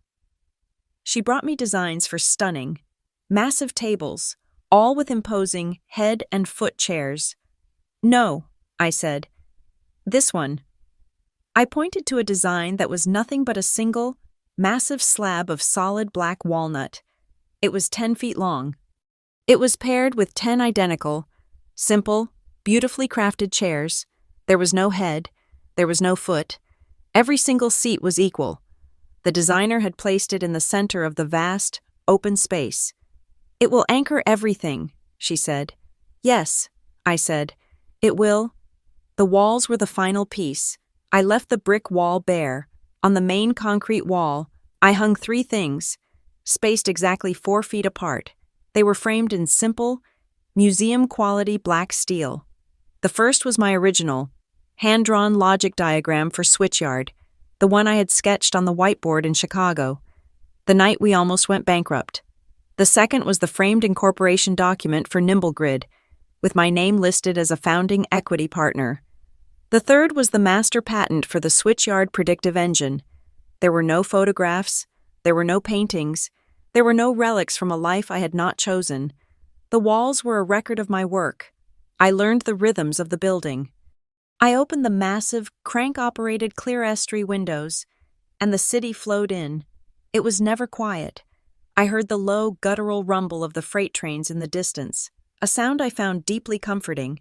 It was the sound of systems working, of goods in motion. I heard the sharp, percussive clack, clack, clack of skateboard wheels on the pavement 3 stories below, the sound of freedom and defiance. The city was not a cold, indifferent machine like Chicago. The concrete here was warm. It baked in the relentless sun, and it radiated that heat back all night. It felt like a living thing, a great, warm-blooded animal I was living inside of. I had no community. The acquisition had been isolating. Ben and Ravi were off on their own adventures. Rich men starting new lives. I was just me. I started to bake. I had never had time for such a domestic, imprecise, organic process, but I was fascinated by it, the slow, patient work of nurturing a sourdough starter. The chemistry of yeast and flour, it was a different kind of system. My first loaves were dense, flat, and inedible. My 4th was passable. My 10th was beautiful, with a dark, blistered crust and a perfect, open crumb. It was too much bread for one person. I took a loaf, wrapped it in parchment paper, and knocked on the door opposite mine. My neighbor was a man in his 50s named Noah.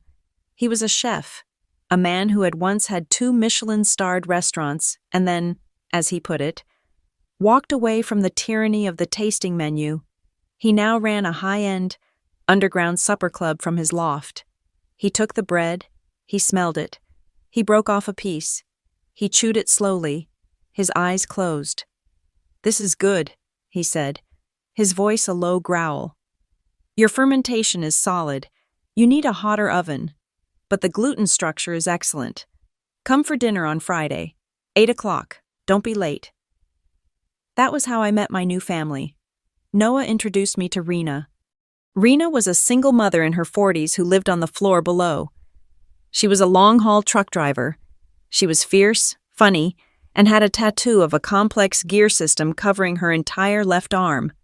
She saw the patent on my wall and said, "Huh, so you're the one who's been messing with my roots." She respected me not for my money, but for my understanding of her world. And then there was Professor Ames. He was a fussy, brilliant, 70-year-old retired linguistics professor from UCLA who lived in the building's smallest unit. He was obsessed with the history of the neighborhood, with the grammar of the architecture. We were a collection of strays, the burned-out chef, the single-mother trucker, the retired academic, and the tech architect. We were all people who had been discounted by the mainstream, people who had built lives in the margins. I made new rules for myself. My Hawthorne consulting work was confined to 3 hours every morning. No meetings, virtual or otherwise, after 8 p.m., and I would not eat dinner alone. My loft became the gravitational center. The 10-seat walnut table was rarely empty. Noah would bring up a massive, fragrant pan of paella from his supper club. Rena, when she was back from a run, would bring cheap, cold beer and stories from the road. Professor Ames would bring a bottle of obscure, dusty wine and lecture us on the etymology of the word logistics. Every Friday night, I put on the jazz, my old, scarred speaker, the one my father had called junk, sat on my steel desk, and filled the entire 20-foot-high space with the warm, hoarse, imperfect sound of Miles Davis or John Coltrane. The sound bounced off the brick and the glass, and it was beautiful. I bought 2 more chairs, identical to the walnut ones, and placed them against the wall. "Who are those for?" Noah asked one night, stirring a pot in my kitchen, which he had quickly commandeered. "Just in case," I said. "There's always room." The rule was simple. If the music was playing, the door was unlocked. Anyone from our small, strange group could come in. No invitation needed. Just show up. Bring food. Bring wine. Or bring nothing but yourself. We would sit at that long table. Rena's daughter, Maya, a bright, loud 9-year-old, would be there, doing her homework at one end, treated as a complete equal. We would talk. We would argue. We would laugh. No one asked me about the acquisition. No one asked how much the loft cost. They asked me about my sourdough starter. They argued with me about the best route to take to Vegas. They asked me to look at Maya's math homework, which was, To my delight, basic algebra. I had spent my entire life learning to walk quietly, to skip the creaking floorboard, to not take up space. Now, in this vast, sun-drenched space, surrounded by the rumble of trains and the sound of my chosen family, I was finally learning how to be loud. One night, after they had all left, I stood by the massive window. The city was a glittering, endless grid of lights below. I had been up since 5 a.m. I was tired, but it was not the bone-deep, anemic, desperate exhaustion of Boston. It was the good, clean, simple fatigue of a day well lived. I went to my bedroom. I did not set an alarm. I hadn't set one in weeks. I fell asleep to the distant, rhythmic sound of the freight trains passing in the night. It was the sound of a system, a lullaby of logistics. I slept deeply. I slept without interruption. For the first time in my life, I was not running. I was home. My phone buzzed on the walnut table. The sound, a sharp, electronic vibration against the solid, organic wood, felt like an intrusion. I was sitting in the pool of bright morning light that flooded the eastern half of the loft. The city was just starting its day. The sound of the freight trains was a distant rumble, and the smell of roasting coffee was heavy in the air. I had a cup of my own, black and strong, steaming in a heavy ceramic mug. The apartment was quiet, save for the low, warm, hoarse sound of a Wynton Marsalis trumpet solo. Playing from my old speaker in the corner, it was peaceful. Then the buzz. I glanced at the screen. It was the family group chat. West home. I had not muted it. I had not left it. I kept it. In the same way a scientist keeps a petri dish, a contained, observable ecosystem of the toxicity I had escaped. I rarely looked at it, but today it was buzzing insistently. I picked up the phone. The walnut felt cool and smooth under my hand.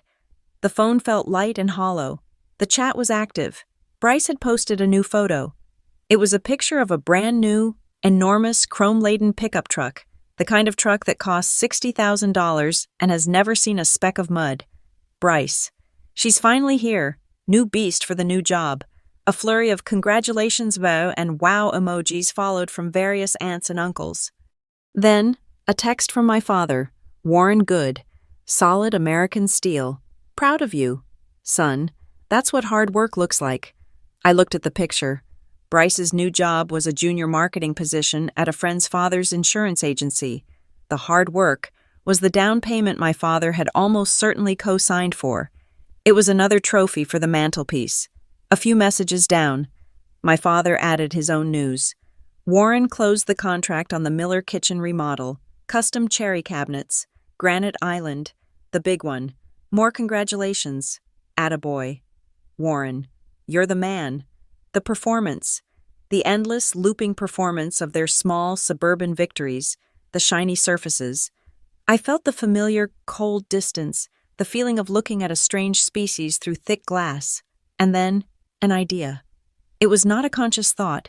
It was an impulse, a test, a final line of code to run, just to see if the system would finally return a different result. I knew what the answer would be. I had known for 10 years, but I wanted to see it. In writing, I wanted the data. I was, technically, moving. I had been in the loft for 3 months, but my final shipment of books and personal lab equipment from my storage unit in Chicago was arriving this weekend. It was just boxes, maybe 20 of them. I had already hired a professional moving crew to handle the heavy lifting and the transport. I didn't need help, not really, but I typed the text anyway. My fingers moved quickly across the glass. Me. Hey everyone, I'm moving into my new place this weekend. I paused. That was the bait. I hit send. The chat stopped. The flurry of exclamation points from my father's cabinet ceased. I could see the seen-by-4 receipt under my text. I waited. 1 minute. 2. Bryce, new place. I thought you were in some apartment in L.A. Me. It's a permanent spot. The last of my stuff is getting here Saturday. I already have the truck rented and the crew lined up, but could use an extra pair of hands just to hold the freight elevator door and help carry in a few of the last boxes. Anyone free, I made it as non-threatening as possible. I was not asking for their labor. I was not asking for their truck. I was asking for a single, symbolic hour of their time, the kind of thing a family does. I set the phone down on the table. Face up, I watched the screen. The scene by count clicked up. Scene by 5. Scene by 6. My mother, Marla, had seen it. My father had seen it. Bryce had seen it. The silence that followed was not empty. It was full. It was a dense, heavy, pressurized thing. The digital equivalent of the air in the dining room when I had asked about my robot. I could feel them, all of them, staring at my blue text bubble. I sipped my coffee. The trumpet solo ended. The next track, a quiet piano, began. The silence in the chat stretched to 5 full minutes. 5 minutes. It was a conclusive answer. Then, the first reply. It was from Bryce. It was not a word. It was a sticker, the bright yellow emoji, its eyes squeezed shut, crying with laughter. The one that means, "That is the most ridiculous, pathetic thing I have ever heard." My stomach did not drop. My heart did not break. I just felt cold. The cold, logical certainty of a hypothesis confirmed. He was laughing. The idea of me having a permanent spot that required a crew was, to him, a joke. I was the girl in the basement. I was the girl with the toy. 2 seconds later, my father's text appeared. "Warren adults take care of their own problems. Olivia, I'm sure you can manage. Don't bother your mother with this. She's stressed about the church bake sale. Adults take care of their own problems." The same words, almost verbatim, as when I had asked for help with my scholarship paperwork. Don't bother your mother. The same shield he had always used, positioning her as a fragile thing I was constantly on the verge of breaking. And then, the final twist of the knife, from my Aunt Carol. Aunt Carol. My goodness, you girls today always have to make a big scene over everything. Just hire someone if you're so helpless. Helpless. Making a scene. I had been called dramatic for having my work stolen. Now I was making a scene for asking for help I didn't even need. I looked at the screen. The 3 replies sat there. A neat, tidy execution. The laugh. The lecture. The judgment. And then, at the bottom of the screen, the thing that always hurt the most. Marla is typing. The small, gray bubble with the 3 dancing dots. I watched it. I held my breath. I could feel her, thousands of miles away, in her beige kitchen, her fingers hovering over her phone. She was wringing her hands, smoothing the tablecloth. She was formulating a sentence. "Oh, honey, I wish I could, but your father is right. It's just so far. Be safe." I watched the dots dance. 1, 2, 3. They were a heartbeat, a sign of life, a possibility. And then they vanished. The bubble was gone. She had deleted the text. She had said nothing. That was it. That was the final data point. The laughter, the dismissal, the accusation. And finally, the most profound silence of all. The silence of a mother who chose to say nothing. I did not feel anger. I did not feel rage. I felt the click of a lock falling into place. A heavy, steel, final click. I reached out my right hand and placed it on the volume knob of my speaker. The brushed aluminum felt cool. The pianist was in the middle of a complex. Beautiful run. I turned the knob counterclockwise. Slowly, the music did not stop abruptly. It just faded. The sound grew thinner, quieter, until the last, beautiful note was extinguished. The loft was silent. I could hear the hum of the air conditioning. I could hear a distant siren, the sound of the city, but my own personal space was silent. I had turned them off. I picked up my phone. I tapped the chat window. I did not reply to them. I did not defend myself. I tapped the photos icon. I went to my favorites album. It was an album I had made just for myself, titled Loft, Dawn. I scrolled through. There was the close-up of the light on the brick. There was the shot of the shadow of the steel beams on the concrete floor. And then, there was the one I had taken last Tuesday, at 5:30 a.m., a wide-angle shot. taken from the top of my sleeping mezzanine. It captured the entire vast expanse of the main room. It captured the 20-foot-high wall of glass. And it captured the sun, which was not a sun, but an explosion, a nuclear detonation of gold, orange, and rose-colored light, pouring through the glass, shattering into long, brilliant rays that lit up the walnut table, the concrete floor, and the brick wall. It was a picture of impossible scale, of impossible light. It was a picture that screamed wealth, power, and space in a way no bank statement ever could. I selected the photo. I tapped back to the chat window. I saw their 3 mean small texts. I saw the empty space where my mother's text should have been. I typed one sentence, a caption. Me. No problem. Just wanted to show off the new view anyway. My thumb hovered over the blue send arrow. This was not a mess. This was not a toy. This was not dramatic. This was a statement of fact. This was the answer to the robot. This was the answer to the card table. This was the answer to the creaking floorboard. This was the thing they could not ignore. I pressed send. The whoosh sound of the message sending was tiny, almost anticlimactic. The photo appeared in the chat. It was huge. It was brilliant. It completely dominated the screen. The low-resolution laughing emoji from Bryce looked pathetic beneath it. My father's few lines of text looked shrunken, gray, and then I watched, seen by Bryce, seen by Warren, seen by Aunt Carol, seen by Marla, seen by Seven. The chat, which had been silent for 5 minutes in judgment of me, was now silent for a different reason. It was the silence of a system that has just been fed an impossible variable, the silence of a dropped call, the silence of a computer that has just crashed. It was the silence of shattered glass. No one replied. No one typed. The dancing dots did not appear. I looked at my photo, glowing in the middle of their toxicity. I took a sip of my now lukewarm coffee. I reached over and turned the volume knob on my speaker to the right. The piano music swelled, filling the vast, silent, golden room. The silence in the West Home group chat was absolute. It was a digital vacuum, a black hole that had consumed my $2 million sunrise.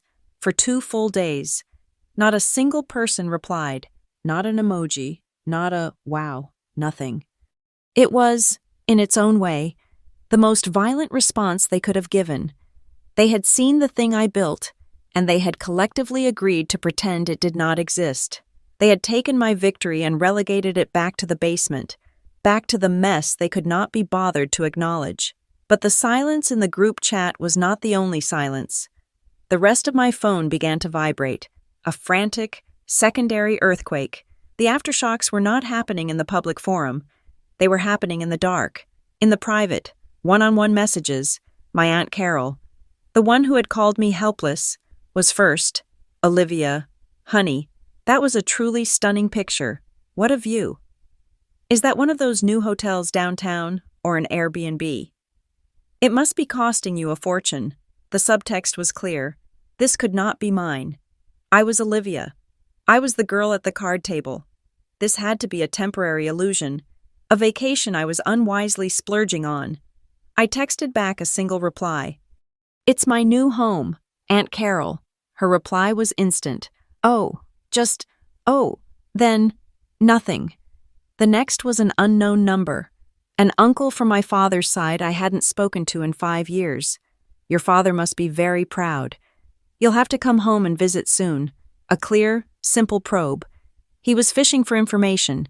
He wanted to know the story, so he could report back to the main group.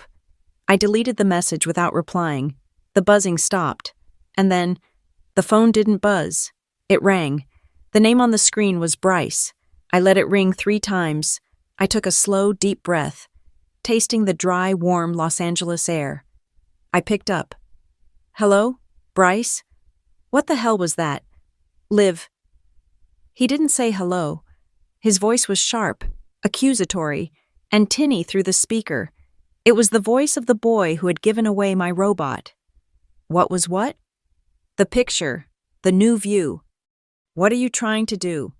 What are you showing off for? Are you trying to make Dad feel bad? Rubbing it in everyone's face. Rubbing it in. I looked out the window. A freight train was rumbling past in the distance, a long, beautiful snake of articulated cars. I'm not showing off, Bryce, I said, my voice as calm and steady as the concrete floor under my feet. I'm just living. Living that's not living. Live, that's just obnoxious. It's a stupid apartment.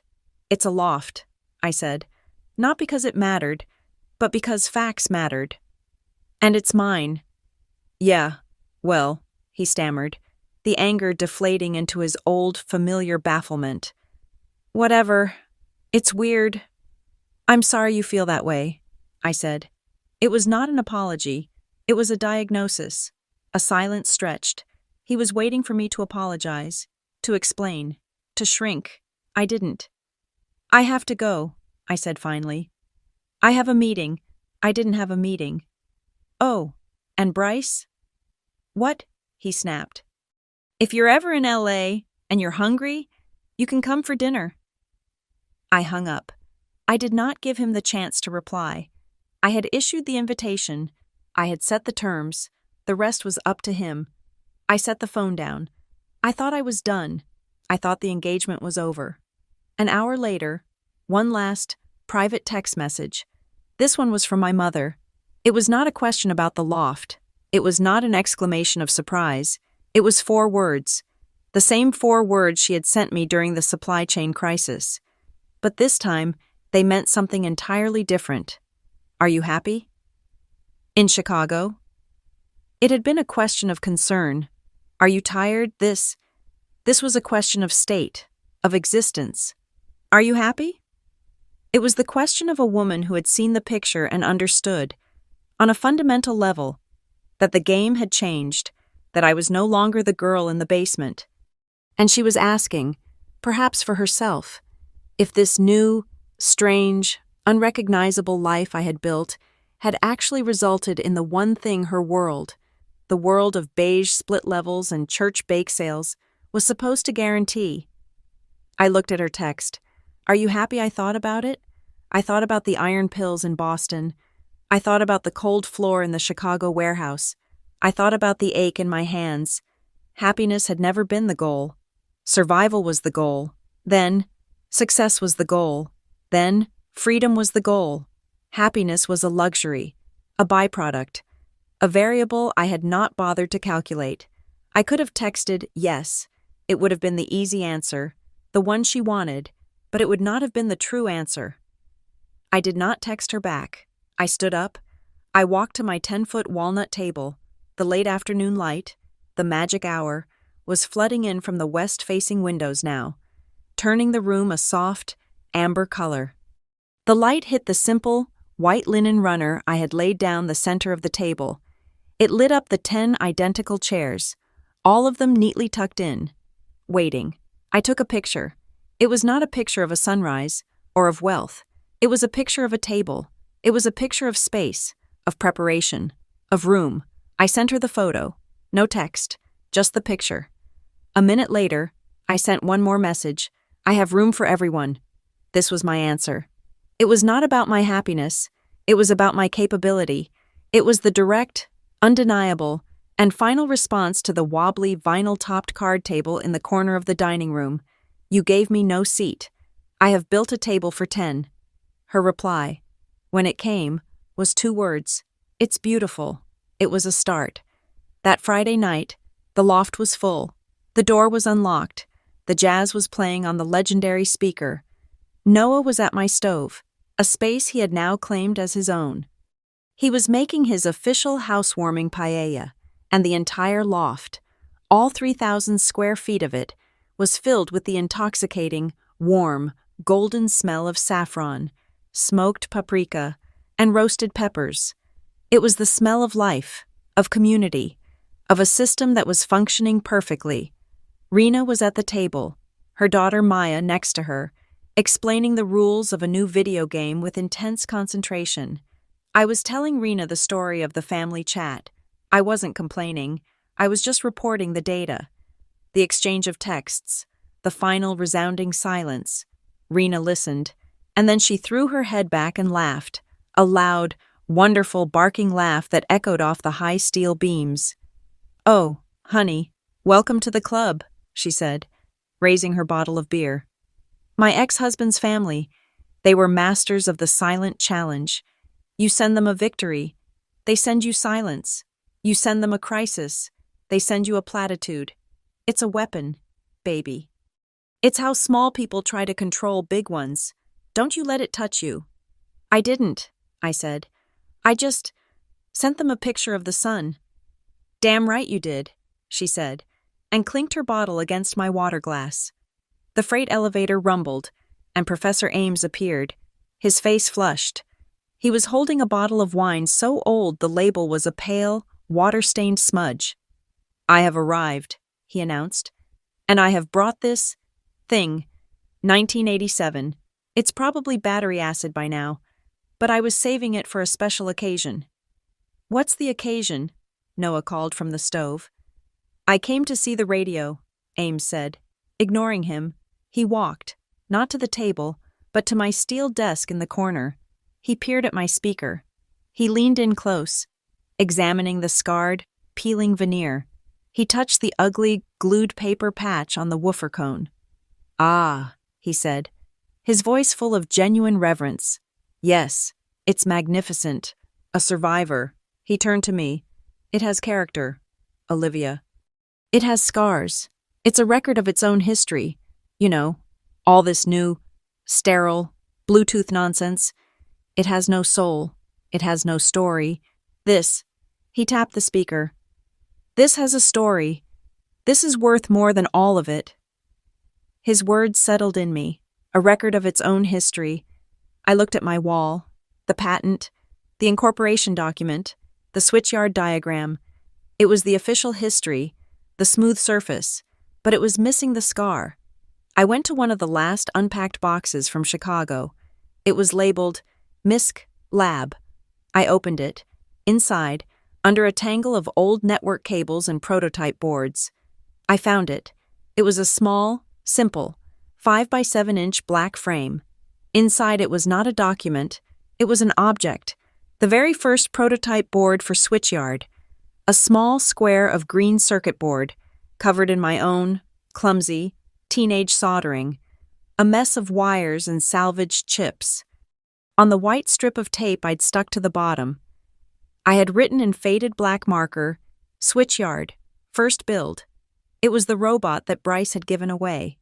It was the thing my father had called a mess. I took the frame and a hammer and a nail.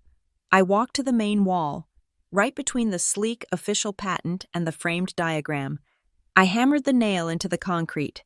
I hung the small, clumsy, green circuit board. It was the smallest thing on the wall, but it was the anchor. It was the root of the entire $2 million room. That night, after everyone had left, the paella was gone, the wine was drunk, and the loft was quiet. I sat at the walnut table. The city lights were a glittering, endless carpet below me. The night breeze was cool, and it whispered as it moved through the steel window frames. It was not a lonely sound. Los Angeles felt like a great, warm beast, breathing quietly in its sleep. I took out a stack of simple cream-colored cards and a good heavy pen. I began to write. I wrote the same thing on 10 different cards. To anyone who was ever told they were taking up too much space. To anyone who was ever told to sit at the card table. Saturday night, 8 o'clock, come eat. I signed them simply. Olivia. I would post them on the community board in the lobby, an open invitation, before I went to bed. I did one last thing. I looked at my table. 10 chairs, 5 on each side, perfectly balanced. I walked to one of the 2 extra chairs I kept by the wall. I picked it up. I carried it to the end of the table, the place where, in my father's house, the patriarch sat. I placed it there. A single, empty chair. At the head of the table, a throne. I looked at it. I saw my father, carving the roast. I saw the power, the judgment, the easy dismissal. I felt the pull of it, the temptation to finally, officially, take that seat, to claim the power I had earned. I stood there for a long time. Then, I reached out. I gripped the back of the chair, and I did not push it back against the wall. I slid it sideways. I pulled it away from the head and tucked it into the main line, making a new, slightly crowded row of 6 chairs on one side and 5 on the other. The perfect symmetry was broken, but the equality was absolute. No head of the table, not ever, not even for me. I went to my bedroom. I placed my phone on the steel nightstand. The screen was dark. The family chat was still silent. My thumb went to the side of the phone, to the small button that would activate the Do Not Disturb mode. The automatic bell, the shield I had used for a decade to protect my sleep, to protect my sanity from the world. My thumb hovered over the button. I didn't press it. I left the ringer on. I turned off the light and lay down.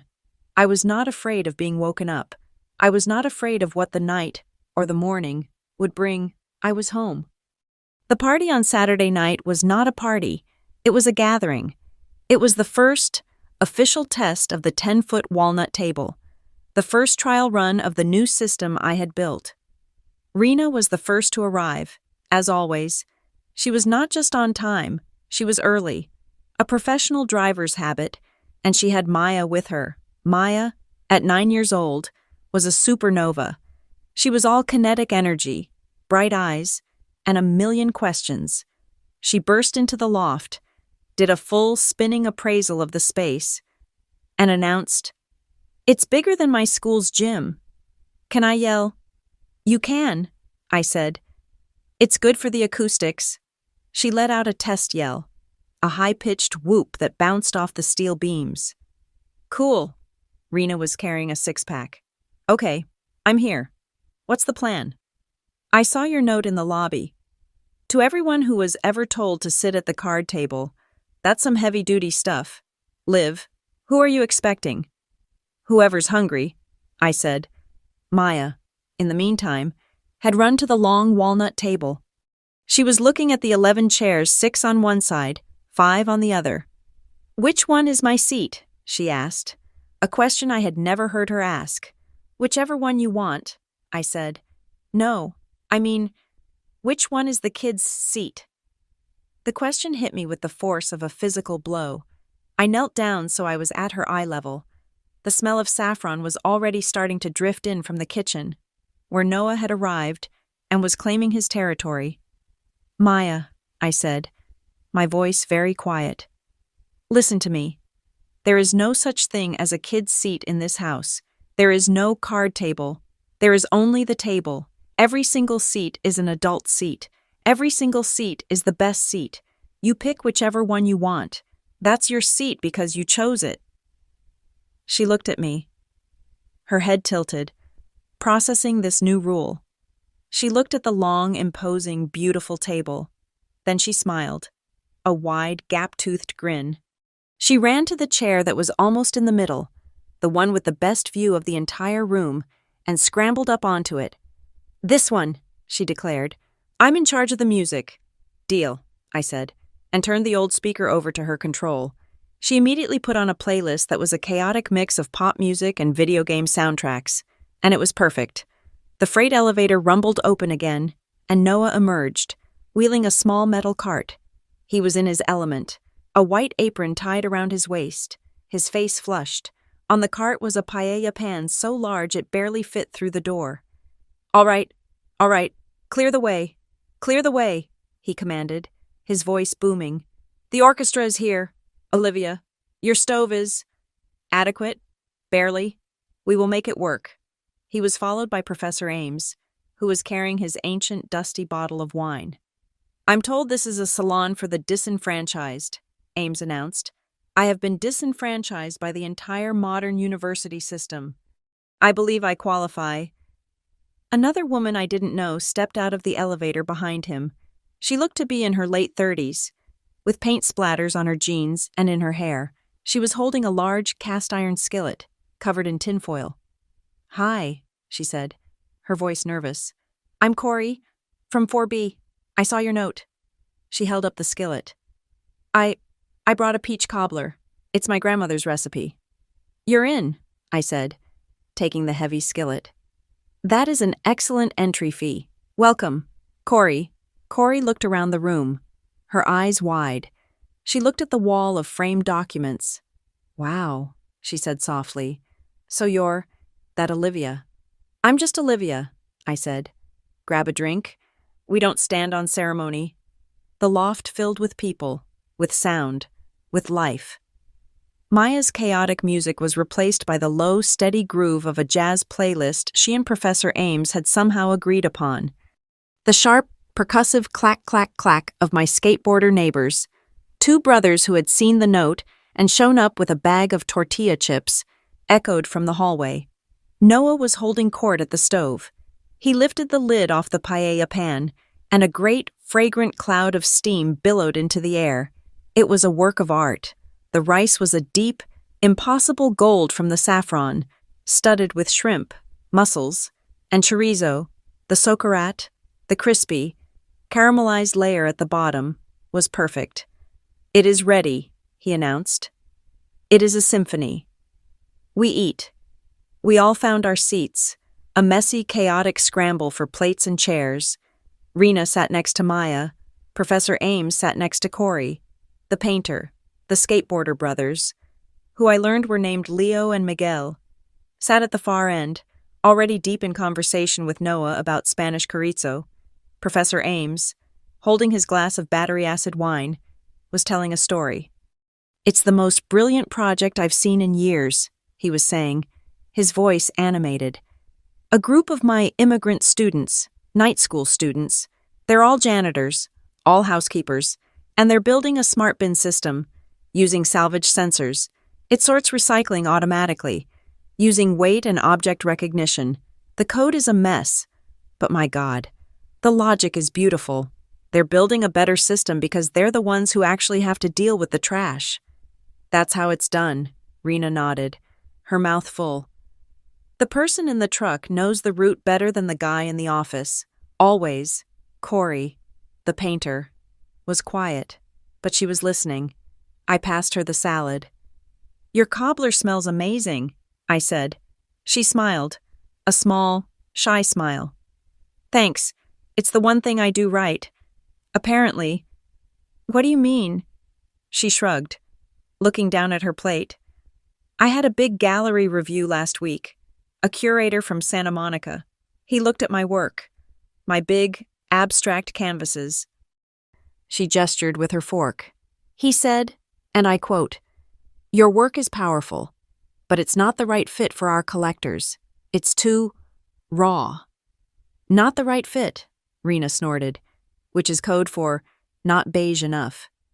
Exactly, Corey said. He told me to come back when I had something more, decorative. I've been told I'm too much or not the right fit my entire life. Then you're in the right place, I said, raising my glass. This is the not the right fit table. The old scarred speaker in the corner, now playing a low-volume Miles Davis track, moved into blue and green. The mood in the room shifted, became softer. Corey let out a small, quiet sigh and hummed along, a perfect, clear harmony with the trumpet. Maya, who was sitting next to me, had been staring at my wall. She was pointing, a piece of shrimp halfway to her mouth. Is that your name? She asked, pointing at the massive patent, Olivia Grant. It is, I said. What is it? Did you win a prize? Sort of, I said. It's a map, a set of instructions, for a big computer program. Did you write it? I looked at Noah, laughing at the end of the table. I looked at Rena, who was now explaining gear ratios to a fascinated Leo. I looked at Corey, who was finally, slowly, starting to relax. I wrote it with my friends, I said. Professor Ames had overheard. He raised his glass, the ancient wine glowing a deep ruby in the candlelight. A toast, he said, his voice cutting through the chatter. The table went quiet. I would like to propose a toast, he said, to our hostess, and to her magnificent, vulgar, and absolutely necessary note in the lobby. He looked around the table, at every single face, to the ones who were told they were too raw. He nodded at Corey. To the ones who were told their work was trash, he said, meaning his students. To the ones who were told they were taking up too much space, or making a scene, or were not the right fit, to everyone, in this room and beyond, who was ever told to go sit at the card table. He raised his glass high. To the card table, Rena yelled. To the card table, we all echoed. The clinking of glasses was loud, a joyful, defiant noise, and in that exact moment, at the peak of the laughter and the toast, the freight elevator rumbled open. The sound was so familiar that at first, no one turned. We were used to the sound of the elevator, but this was not Noah, or Rena, or any of the building's residents. The woman standing in the doorway was small, and she was clutching a large, round, vintage cookie tin to her chest as if it were a shield. The tin was red, with a faded painting of a winter scene on the lid. I had not seen it in 10 years.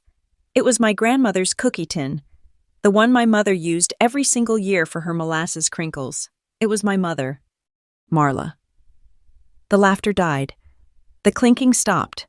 The room, which had been so full of sound and steam and life, went absolutely, terrifyingly silent. The only sound was the faint, whispering trumpet of Miles Davis. She was standing on the threshold, 1 foot in the hallway, 1 foot in my loft. Her eyes were wide, darting everywhere. She looked terrified. She was not looking at the view. She was not looking at the brick, or the steel, or the patents on the wall. She was looking at the table. She was looking at the 11 people, the truckers, the painters, the chefs, the skateboarders, the academics, the children all sitting at one, massive, equal table, a table filled with food and wine and laughter. Her gaze swept over us, and I could see the calculation in her eyes. This was not the life she knew. This was not the daughter she had raised. Rena, ever the pragmatist, was the first to move. She put her beer bottle down with a soft click. "Well," she said, not unkindly, "looks like we got one more." My mother's eyes finally landed on me. I was at the far end of the table, and I had not moved. I was just watching her. I saw the fear in her face. I saw the cookie tin. I saw the woman who had stood on the threshold of my garage and had not been able to enter. The woman whose text message bubble had vanished. She had gotten my reply. The picture of the table. I have room for everyone. And she had come. She had bought a plane ticket from Denver to Los Angeles. She had taken a taxi to an industrial warehouse district she had never heard of. She had walked into a building that did not look like a home. She had gotten into a freight elevator, and she had brought her cookies. The silence had lasted for maybe 10 seconds. It felt like 10 years. I pushed my chair back. It scraped, a loud, ugly sound on the concrete. I stood up. I did not walk to her. I did not rush to hug her. I did not ask her what she was doing here. I just stood at my table. "Mom," I said. My voice was clear. It was not angry. It was not warm. It was just a fact. "You made it?" I gusted with my open hand. Not to the empty chair I had left by the wall, but to the space at the table. "Come sit down. We're in the middle of dinner." Her eyes filled with tears. A sudden, shocking silvering. She was looking at the space, at the people. I don't," she stammered. "I don't want to intrude." "Mom," I said again, my voice a little softer. "There's no head of the table here. Just find a seat." It was Maya, the 9-year-old, who broke the spell. She looked at this strange, crying, older woman holding a tin. "You can sit by me," Maya chirped, patting the empty chair that was, by pure chance, right next to her. "I'm in charge of the music. Do you like pop?" My mother looked at Maya. She looked at the chair. She looked at the paella. She took one, shaky step off the elevator, then another. She walked to the table, and she sat down. She sat down right next to Rena's daughter. She placed the cookie tin on the walnut table, right next to the empty paella pan and the half-empty bottle of battery acid wine. For a moment, everyone just stared. Then Noah, the chef, the master of hospitality, clapped his hands. "Well, you're just in time for dessert," he boomed. Corey made cobbler at, "What's in the tin?" My mother looked up, her face tear-streaked and blotchy, but her hands, her anxious, smoothing hands, automatically went to the lid of the tin. "Oh," she whispered, they're my mother's molasses crinkles. It's an old recipe." "I'll trade you a piece of cobbler for one of those," Rena said, already reaching for a plate. The conversation, slowly, awkwardly, like a great machine grinding back to life, started up again. No one asked her why she was there. No one asked me who she was. They just made room. Professor Ames started asking her about the etymology of the word molasses. Corey asked her for the recipe. I watched my mother, sitting at my table, hesitantly take a bite of Noah's paella. I watched her look at the patent on the wall, then at the scarred speaker in the corner, then back at Maya, who was now explaining her video game. She was here. She had crossed the threshold. Later, much later, when the wine was gone and the cookie tin was empty, Rena pulled out her phone. "All right, everybody," she commanded. "Group shot. This one's for the history books. Squeeze in. Corey, get your head in. Miguel, stop hiding." We all crowded together. I stood in the middle, with my mother on one side and Rena on the other. Corey and Ames and Noah and Maya and the skateboarder brothers all piled in. The flash went off. Rena looked at the screen. "Well, look at that," she said, showing me the phone. It was a photo of all of us. 11 people, crowded and messy and laughing. And for the first time in my life, I was in a family portrait. I was dead center. And no one was standing in my light. The laughter from the group photo was still echoing in the room, a warm, bright sound that bounced off the brick and glass. My mother was showing Corey the picture on Rena's phone, her face blotchy but relaxed, a small, real smile on her lips. Noah was arguing with Professor Ames about the merits of saffron versus turmeric, and Maya was trying to teach Miguel how to do a complicated dance from her video game. The room was a perfect, functioning, chaotic system of warmth, and then the freight elevator rumbled open again. The laughter didn't stop this time, but the energy shifted. It was like a cold front hitting a warm day. Everyone at the table felt it. 2 men stood at the threshold, framed by the harsh, industrial light of the hallway. They were not part of this world. They were an invasive species. My father, Warren, stood rigid, his hands clenched at his sides. His eyes were wide, not with wonder, but with a profound, disorienting shock. He was a man who had just walked into a room and found that all the laws of physics had been reversed. Beside him, Bryce looked small. In his old high school gym, he had been a god. In my loft, surrounded by steel and light and the evidence of a life he could not comprehend. He just looked like a boy. His expensive truck and his marketing job suddenly, visibly, inadequate. They were both poised to flee, their bodies angled back toward the hallway. Behind them, I could hear the distant, familiar sound of cars on Alameda Street, a reminder of the outside world, their world, trying to get in. My mother, Marla, had gone completely still. Her hand was frozen on the back of Maya's chair. I stood up. I did not walk over to them. I stood where I was, at the center of my table, surrounded by my family. "Come in," I said. My voice was not a request. It was a statement. They didn't move. They just stared. Warren's gaze was frantic, sweeping across the room. He was not seeing the view. He was seeing the wall. I watched his eyes. I knew what he was seeing. He wasn't seeing a mess. He was seeing a story, a language he did not speak but was finally, terrifyingly, beginning to understand. His eyes locked on the sleek, framed patent, then on the old Nimble Grid Incorporation document. And then his gaze contracted. It focused. He squinted, leaning forward slightly, as if he could not believe what he was seeing. He was looking at the small, black 5x7 frame I had hung in the middle, the one with the green, clumsily soldered circuit board inside. He was looking at the white strip of tape. Switchyard. First build. He was looking at the toy he had laughed at, the thing he had dismissed, the thing that had, in fact, been the seed for everything. His jaw worked, a muscle clenching and unclenching. He swallowed. A dry, audible click. "Close the door," I said, my voice still calm. "You're letting the heat out." Bryce, on autopilot, took a half step in and fumbled for the button, his eyes never leaving the scene. The massive steel door rumbled shut, the thud of it locking them in. "Well," I said.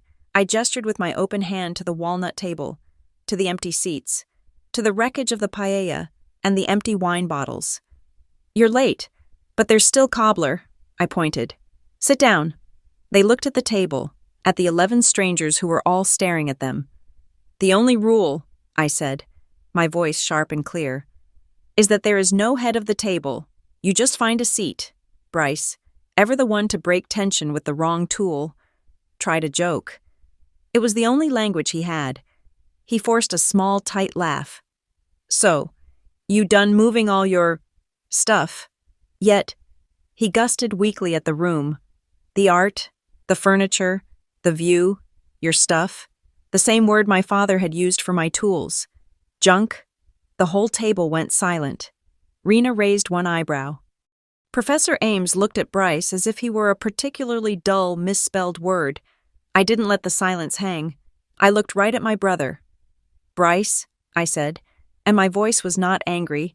It was just precise. "You are sitting right in the middle of my stuff." His smile collapsed. The meaning hit him. He was standing in my mess. He was standing in the toy. He was standing in the very thing he had never, not once, bothered to understand. A low, staticky crackle came from the speaker in the corner. Miles Davis had finished. The playlist had moved on to a new track.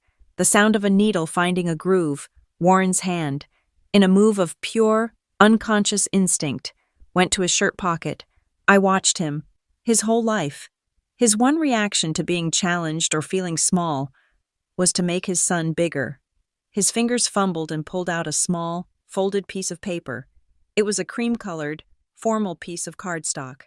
He unfolded it. I could read the embossed, ornate text from across the room. "The Aurora Chamber of Commerce cordially invites you to the annual Citizen Honors Gala." And below it, in large script, "Honoring Bryce West, 4. He was going to do it. He was going to stand in my $2.1 million loft, in front of my mother, in front of my life. And he was going to read an invitation about Bryce being honored by the Aurora Chamber of Commerce. It was the only weapon he had left, the last, gleaming, plastic trophy from the mantelpiece. He held it up. He opened his mouth. "Warren." My mother's voice. It was not a whisper. It was not the voice of the woman who smoothed tablecloths. It was a command. It was low, and it was hard, and it was full of a strength I had never, ever heard. Warren froze. His hand, holding the invitation, stopped midair. "Warren," she said again. Her eyes locked on him. "Put it away." He stared at her. "Put it away," she repeated. "And say what you came to say." He looked at her. He looked at me. He looked at the invitation in his hand. This ridiculous, useless piece of paper from a world that no longer existed. Slowly. His fingers refolded the card. He did not put it back in his shirt pocket. He put it in his pants pocket. He buried it. He took a deep breath. His chest rose and fell. He was still looking at the wall, at the green circuit board. I used to think," he started, his voice a low, gravelly rasp. He stopped. He swallowed again. "I always thought," he tried again, "that the ones you had to be proud of were the ones who needed protecting, the ones who shone like you're supposed to."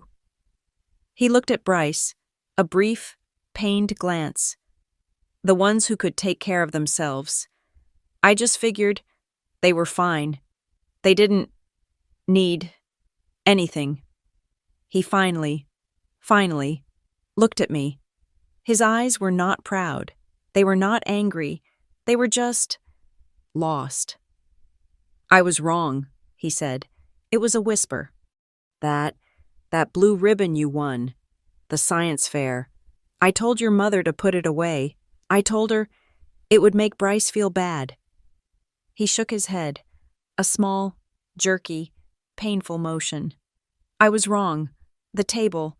The card table. He looked at the floor. The kids' table. In my head, he whispered. It was wrong, too. The confession hung in the air. It was not a full apology. It was not a plea for forgiveness. It was just a fact, an admission of a flawed system. The architect of the old, broken house, finally admitting the foundation was cracked. Bryce was staring at his father, his face pale. He looked at me, and then he looked around the table. He saw Maya, the 9-year-old, watching him with open, curious eyes. He saw Rena, who was looking at him with a hard, appraising stare. He saw the table of strangers who were my family. He was in their space now, and the old rules didn't work. Liv, he mumbled, looking at his feet. I'm sorry for laughing. In the group chat, it was a jerk move. That was it. The 2 cracks, the 2 admissions. I could have stood there. I could have listed every single grievance, from the robot to the water glass to the laughing emoji. I could have demanded more. I could have made them sit in their shame. I had built my life on their dismissal, and now they were standing in the middle of it, disarmed and broken. I had won, but I looked at my mother, who was watching her husband with a look of terrified, fragile hope. I looked at the table, at the people I had brought together, and I realized I was not interested in winning. I was interested in building. I did not give a speech. I did not lecture them. I just walked to the corner. I reached out. I turned the volume knob on my speaker. The static crackled, and then the next song on the playlist swelled to fill the room. A quiet, insistent, beautiful piano. The silence was broken. The tension was cut. I turned back to them. There's a seat for everyone here, I said. If you want to stay, eat with us. Corey's cobbler is still warm. For a long second, no one moved. Then, Warren, my father, the quiet patriarch, the man who had only ever sat at the head of the table, walked forward. He walked past the chair I had left at the end. He walked past the chair my mother was in. He walked to an empty, simple, walnut chair on the side, right between Professor Ames and one of the skateboarder brothers. He pulled it out. The sound of the wood scraping on the concrete was the loudest sound in the world. And he sat down. He sat down in the middle of the line, a man with no power, no position, and no authority. Just a guest. Noah, the chef, ever the host, immediately stood up, went to the kitchen, and came back with a clean plate and a fork, which he set in front of my father. Warren stared at the plate. He looked at the half-empty paella pan. He mumbled, his voice thick. This food, it smells good. And the entire table, as one, burst into laughter. It was not the high-pitched, cruel laughter of my brother's emoji. It was not the dismissive, chuckling laughter of my father over a stolen toy. It was a laugh of release, a laugh of surprise, and of welcome. It was a laugh that didn't hurt anyone, even my father. After a second, cracked a small, pained, impossible smile. I went back to my own seat. I picked up my glass of water. I looked around the table, at my mother, who was crying. But this time, she was smiling. At my father, who was awkwardly accepting a spoonful of paella from Noah. At Bryce, who was standing frozen. Until Rena finally pointed to the last empty chair and said, "Well, you gonna stand there all night? Kid, sit down." He sat. I looked at all of them, my new family, my old family, all of them. Finally, at the same table, I raised my glass. "I have one last toast," I said. The room went quiet again, but this time, it was a warm, comfortable quiet. I looked at every face. "To the tables," I said, my voice clear and strong. "To the tables we build for ourselves." I nodded at Corey, at Rena, at Noah. No privileged seats, No card tables. I looked at my mother, at my father, at my brother, and then I looked at Maya. And no one, I said, ever gets pushed out of the frame. Thank you so much for listening to my story. I'd love to know where you're listening from. So please drop a comment below and let's connect and share our thoughts. If you enjoyed this, please subscribe to Maya Revenge Stories, like this video, and give us your support by hitting that hype button. It really helps get these stories out to more people who need to hear them.